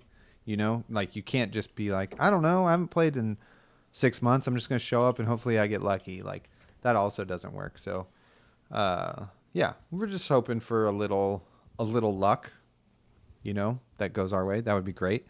Yeah. We'll see what happens, but I don't know. I'm going to have a ton of fun. Like, I just can't grind in the way I used to be able to prepare for anything. So 8 rounds of my favorite hero that I've been practicing sounds really fun to me, because I didn't get to play in any Road to Nats or anything like that. So that Taylor, is my day. And if it's Taylor, 8 rounds, that's great. I would love to go 5-3. That sounds better. Those 8 rounds you're going to be playing with Arachne, you're going to be the person who's done the most Arachne games of those 2 people playing, which I think is a super fun thing of like that's kind of how I think Levia was really good 2 weeks ago. I hope it's as good this week, where people weren't putting her in her gauntlet matchup of like, I got to learn how to beat this hero. But Arachne, they're going to be like, what? Yeah. Coercive tendencies. Tell me what that does. And you go, I'm not going to. I'm going to just use it to beat you. Sorry. It means I have to go again. The thing I still don't know how to do is like, hey, I'm going to look at the top card of your deck. And then I guess I asked them, like, do you care if I grab it or do you want to show it to me? Because whatever it is, it needs to go fucking fast. Because if you don't know what this hero does, you're going to read all my cards and I'm just going to grab the top card of your deck. Like, let's go faster. I think you just clarify right at the top. Be like, do you mind if I touch your deck for my ability or do you want to show me the top card? Yeah. Yeah. That's what I'm going to get out of the way. Show me your and top like card. You said, Colin, I think earlier, I have to say, like, hey, we need to play faster. Stop reading all of my cards. Yeah. Yeah. We talked last night, and I said nobody has ever regretted calling a judge to ask someone to play faster. They've only regretted not calling a judge. So don't be that person. Yeah. And, if someone calls a judge on you to play faster, don't take it personally. They just don't want to draw for no good reason. And that's totally fair. Because 50 minutes can fly by. Flies by. Nice. Well, for me, y'all, I didn't do any prep. I've just been playing Prism. I'm going to bring a Prism deck. I'm going to bring another deck. I'm trying to figure out what it is. I might bring Azalea, and I just need to write down what cards I need to buy because I'm missing a couple Majestics. And then you guys were talking about Victor. I was like, maybe I'll just put together a Victor deck, but I don't know what that really is and what I'm missing, so it's hard to say. So, and then maybe, you'll send me your Arachne list, and I'll be like, oh, I'll just bring this Arachne in here, too. Just fuck around and find out. because I don't have much plans. I'm playing 3 of the Cold Foil Epot events because I want a play set to either have or sell. And 2 of them are sealed because I was like, cool, just open packs and like this is fun. I can just go open packs, play heavy hitters, which is dope, and I get a Cold Foil Epot that is really pretty. So that's my main thing. Artist Alley is my other thing I'm trying to do. I got to get all my cards ready. Azure, Mazoa, so many dope cards. I already got a couple over here. What do we got? We got just my favorites, dude. Fucking Wayfinder's Crest.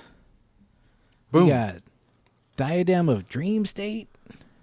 Boom. Sheesh. Bangers. And then I have a blank foil equipment card. I need to figure out. Bam. I think I'm going to ask her to draw something on this. Cool. Or, ask to pay her money to draw something on it. Swarty's going to be there, so I'm getting that Cold Foil Arachne signed. Me too. Yeah, I also got to think about that too. And the playmat. It's going to be dope. Yeah, so Artist Alley is going to be great. I just saw Steve Argyle is going to be there too. He just posted on Twitter. Yeah. So that Artist Alley is growing by the minute. There's also a cool game design panel with James White and Brian Gottlieb that I'm looking forward to just to hear them talk about that. We'll see if I work up courage to ask a question. Spoiler alert, probably not. What day is that? Let me check. I wrote it down. Your on my question calendar. should just be, have you heard of the Attack Action podcast? Oh my god. It's a good podcast. It is on Friday at 1 p.m. If Okay, I if can note yes, it down. And then any notes? Shapeshifter sealed at 2. Let's go. I got my calendar ready to go. Part of me wonders how many times I could put a very specific boo into this weekend. Not in that part, but whenever there's somebody who maybe has talked crap to SoCal is on the big screen and they're playing their Pro Tour match. I'm excited for the natural crowd reactions to this stuff. I'm excited for the maybe boo and not negativity, but more of like I'm excited for some heroes and villains to come out of this weekend as well. We'll see. We have a weird, I don't know. I don't want to get into the flesh and blood community talk just this minute, but I feel like we're getting into a realm where the game's big enough. People have this notion, they're like, oh, everyone's so nice. And it's just like, well, there's a lot of people who say some weird like stuff a lot in a lot of different places. So is it really that nice, or is it kind of just getting to that critical mass where the loud people start winning and then the rest of us just ignore them because we're just out here having a good time? I don't know. Maybe this is a tangent, but I have been loving, from an entertainment standpoint, how hyped everybody is getting off of who has the best team. Everybody's kind of talking some shit and getting a little fired up, maybe in the wrong ways or in the right ways. I don't know. Who's to say? But it's all kind of entertaining, and I'd love to see that level of competitiveness. You know what I mean? Because I don't think it's flown over into bad sportsmanship. It's just, a healthy amount of competitive shit talking a little bit on the internet, on everybody's platform, and that sort of thing. And I'm fucking here for that. That's great. Like Brendan Patrick got fired up. Roger Bodie duped his whole co-host into a whole episode to talk about it. You know what I mean? So I'm into that. What I'm then gonna say here is, we're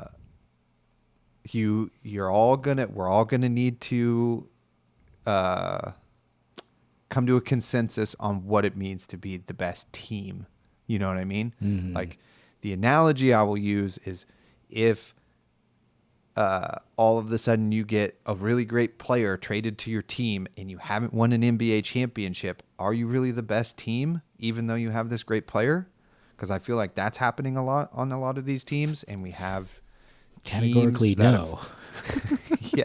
that have changed a bunch of members, and then all of a sudden, is that a super team that's really good, even though everybody won with not being that combination of people, etc.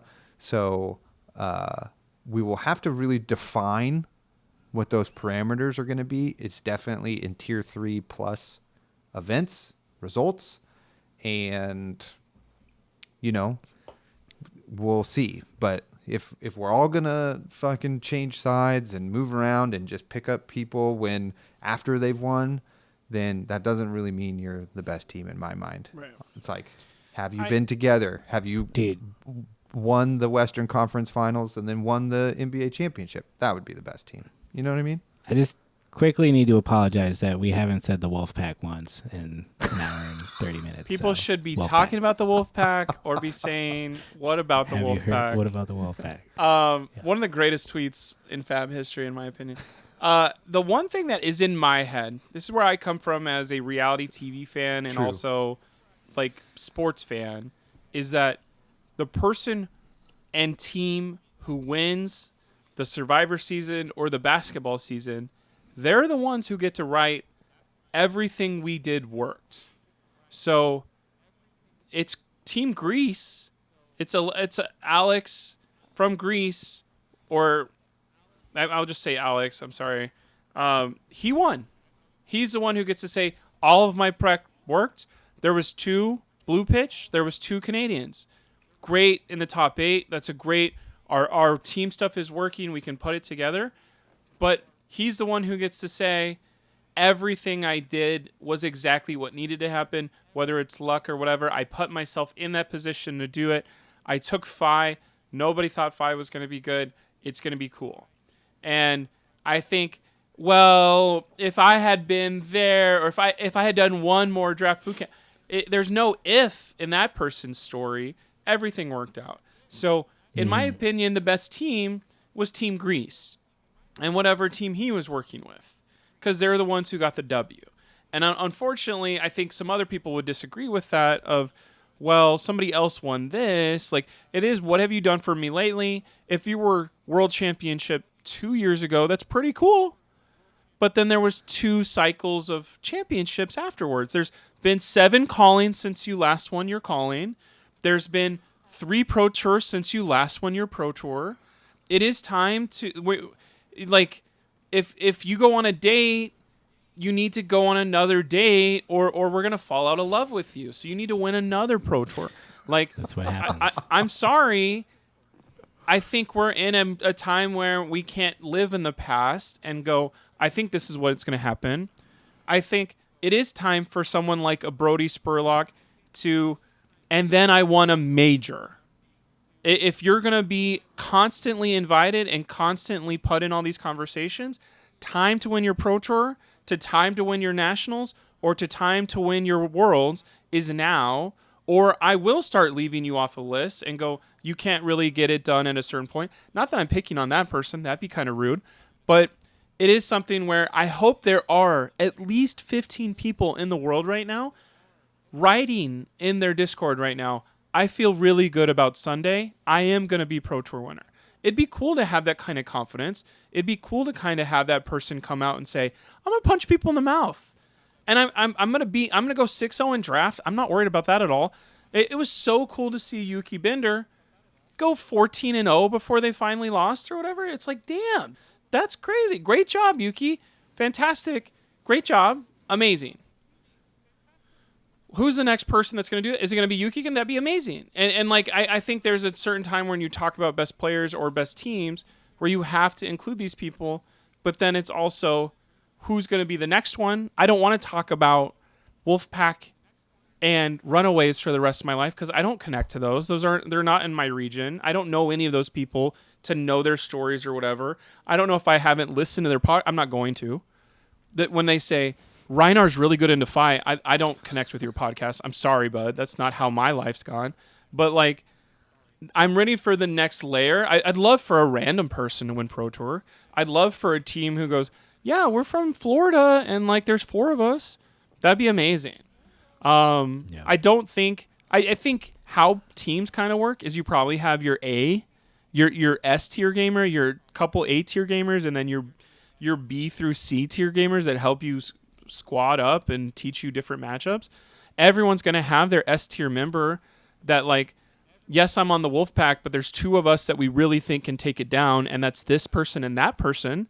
But that doesn't make me any worse as a team member. I'm filling in my team or whatever. There's a role player. I'd love to be a Draymond Green on a team who goes, I'm the person who gets in people's faces and says, get out. This is our hotel room that we're practicing in. You got to get out of here. All those stories are fun and interesting to me. I'd love to see some rivalries. I just wish this stuff was, I wish people would get on Twitter more and be like, you know who's not going to win? These 7 people. We do the opposite of, like, who do you think's going to win? And then they name, like, people I've never heard of. I love for it to go the opposite of, like, name 15 people you know are going to lose. And I would just go, like, I know you have no shot. I don't know why you're even showing up, bud. I mean, it goes back to what I said. Like, whoever wins is the person who had the best day. Are they the best person to have ever played Flesh and Blood? Probably not. The evidence is not there just by winning any one event. We have all these people. We're all very good. So far, nobody's won a majority of these level events to say, like, categorically, I am the best at this game. I am goated. We used to think it was Matt Rogers. Matt Rogers has been too busy being a successful businessman and getting married, and we haven't seen him do that, that magic shit yet, which is like, there's probably a lot of factors to that. I'm not, like, calling him out. I'm just saying, like, there was, like, somebody that we were all like, this is the greatest player who've ever played. And then, he came to America a bunch and never did very well. But that's all just acknowledging the fact that on the day, you got to be the one who plays the best, makes the least amount of mistakes, and also has a good amount of luck on your side. Yeah. Because there's just no way getting around that in a game that is random the first time through your deck, So totally. There's still that element to it. But also, like, to me, the whole, like, oh, who's the best team is just, I don't know.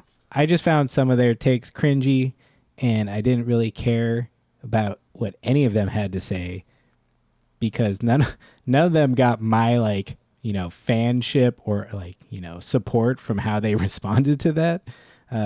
Other than, like, I do think that it's cool that the blue pitch guys came out of, like, nowhere and were just, like, really good. And you're just like, dope. Now there's 2 people that are, like, a team of people I'm going to, like, look out for because they're doing something interesting. Yes. Yeah. I think that's one of the best stories from Worlds for sure.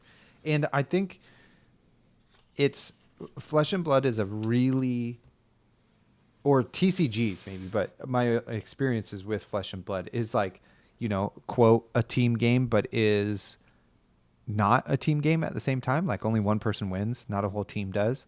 So I guess it's like your classic sports ball analogies don't really work to a degree. And it's more like the Tour de France. You know what I mean? Like cycling. Like, that's an actual team of people, but only one person is the one who wins the whole fucking thing. And you have all of these specialist people who need to, like, pace you or win certain stages for you, etc. In that, yeah, totally. I know, right? I think cycling is close enough, right? Is that, like, those whatever number of riders are all like, man, I want a chance to fucking be the guy winning the stage and stuff, and those are all big deals and that sort of thing. So it's like one person only wins, but you need this group of people to help you along to get there anyway. And, like, some of those people on those teams are, like, good enough to actually, like, win a stage. Maybe not the whole Tour de France, because that's, like, really crazy. But so I think if we think of it in those terms, it maybe makes more sense if you're one of those people who's like, fuck, who's the best team? That's, like, dumb shit because only one person wins, Say, think of it that way. But, and that goes back to, like, my thing about the game. We need to highlight those stories more. Like, this team, like, why do we not know anything more about blue pitch? Like everybody's like blue pitch, blue pitch, blue pitch. And it's like, well, cool. Well, I didn't go to Barcelona, so I didn't get to meet any of those people. Like, who are they? What are they doing? What's their whole story? You know what I mean?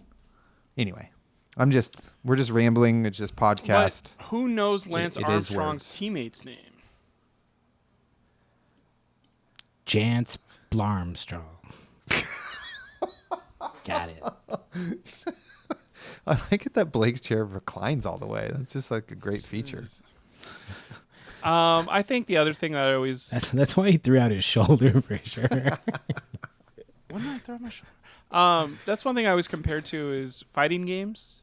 And fighting games, if you follow fighting games, Justin Wong, Minna RD, there's a couple people, Snake Eyes, all these people that I really enjoyed watching. Also, I know all the commentators.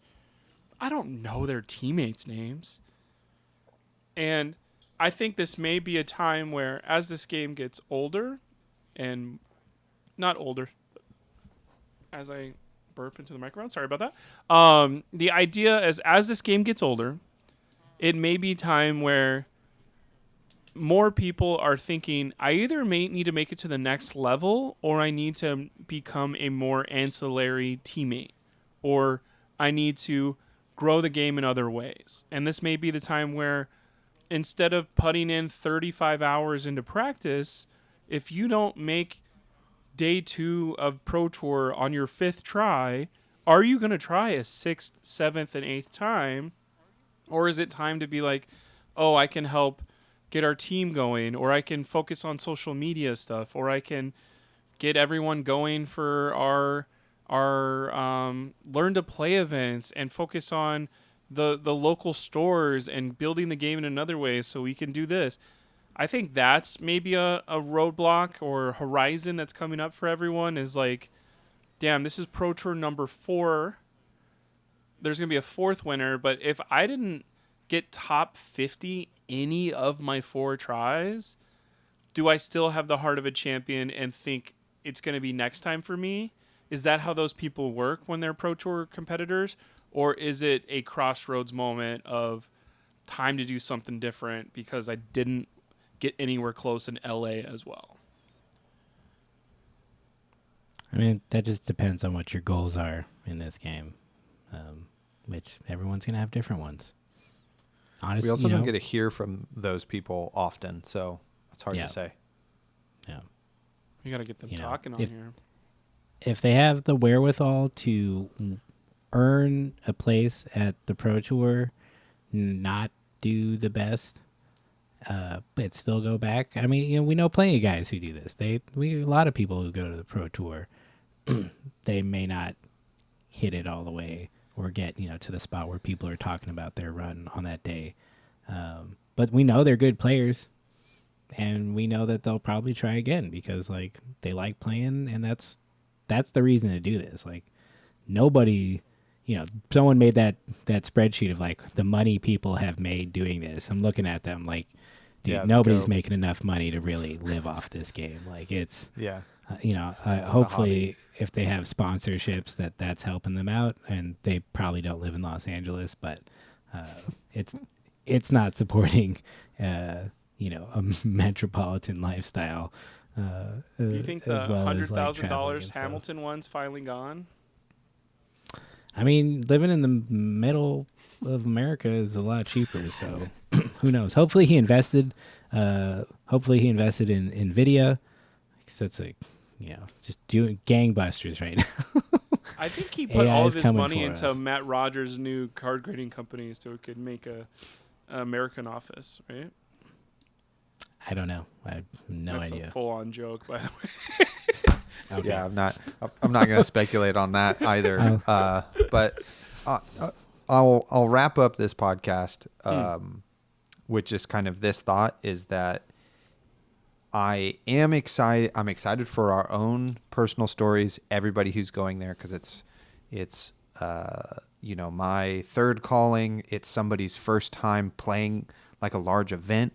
Maybe it's the first time somebody's playing this game, etc. There's a bunch of different stories about to happen, and I'm excited to try to get to know as many of those that happen. I'm excited to see my old friends who I've made in this community. That always blows me away.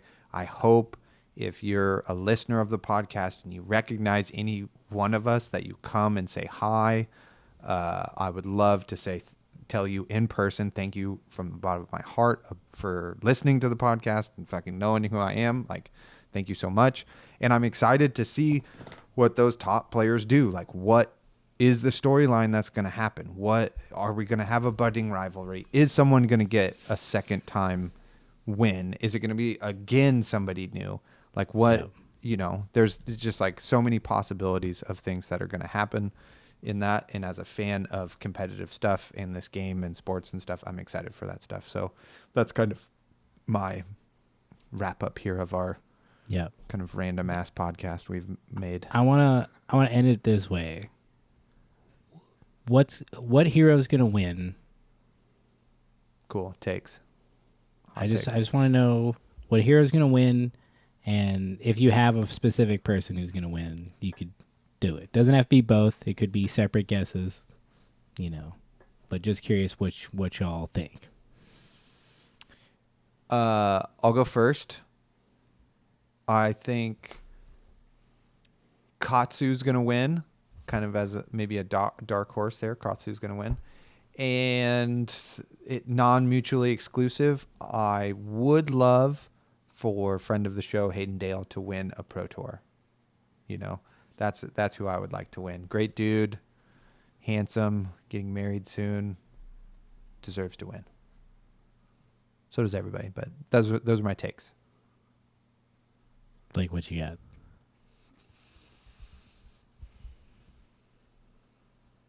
Yes, think silently for a very long time. That's perfect for I an audio think format. it's time to really evaluate this.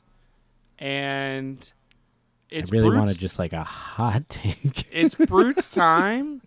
Brute's time. There's going to be more Brutes in there, but Brutes are very bad into Ninja. So I'm also going to go with a secret Katsu deck that has figured it out, that hasn't been on stream 5 times. The amount of damage a Katsu deck, someone figured it out with the new Ancestral Harmony card and can dump thousands of damage on someone who Brutes don't like to block that way. So somebody's going to win on Katsu. Who's the best Katsu players? It's kind of, I don't remember. So I'm just going to pick Yuki wins it all this time because she does something different. Nice. Cool. All Colin, right. what do you got? I'm going to say Dromai wins because I want to see Dromai sail off into the sunset. So I can be the broken illusionist for a while without worrying about that matchup. Also makes my Kano life better. I was also going to say Yuki, so let's go 2 for Yuki because I think she's just a baller. She's great at draft and CC, and she's shown that she can do this at every level. So let's go for it. Let's go. I think you Cool. jam Yuki Great until she picks. finally wins Great one. pod. So you sound smart. Yeah. This isn't about sounding smart. It's just fun. I got no basis for anything I've said. Perfect. Well, what a great way to end the podcast. No basis for anything we've said for the last 2 hours. Thank you, everybody, for joining us. This has been a journey. We went on a journey. You were here with us on that journey, and we'll see you in LA. It's going to be a great time. 8 See p.m. you. Saturday. Yep. Meet us there. We're going to be there. We're going to get a little hammied after a long day. It's going to be great. I think they do karaoke too, so let's fucking go. I'm out. I came in like a wrecking ball. All right. Goodbye, everybody. Bye. Why See y'all do you soon. build me up? Buttercup, baby, just to let me down. Let Push me me down. around and then worst of all.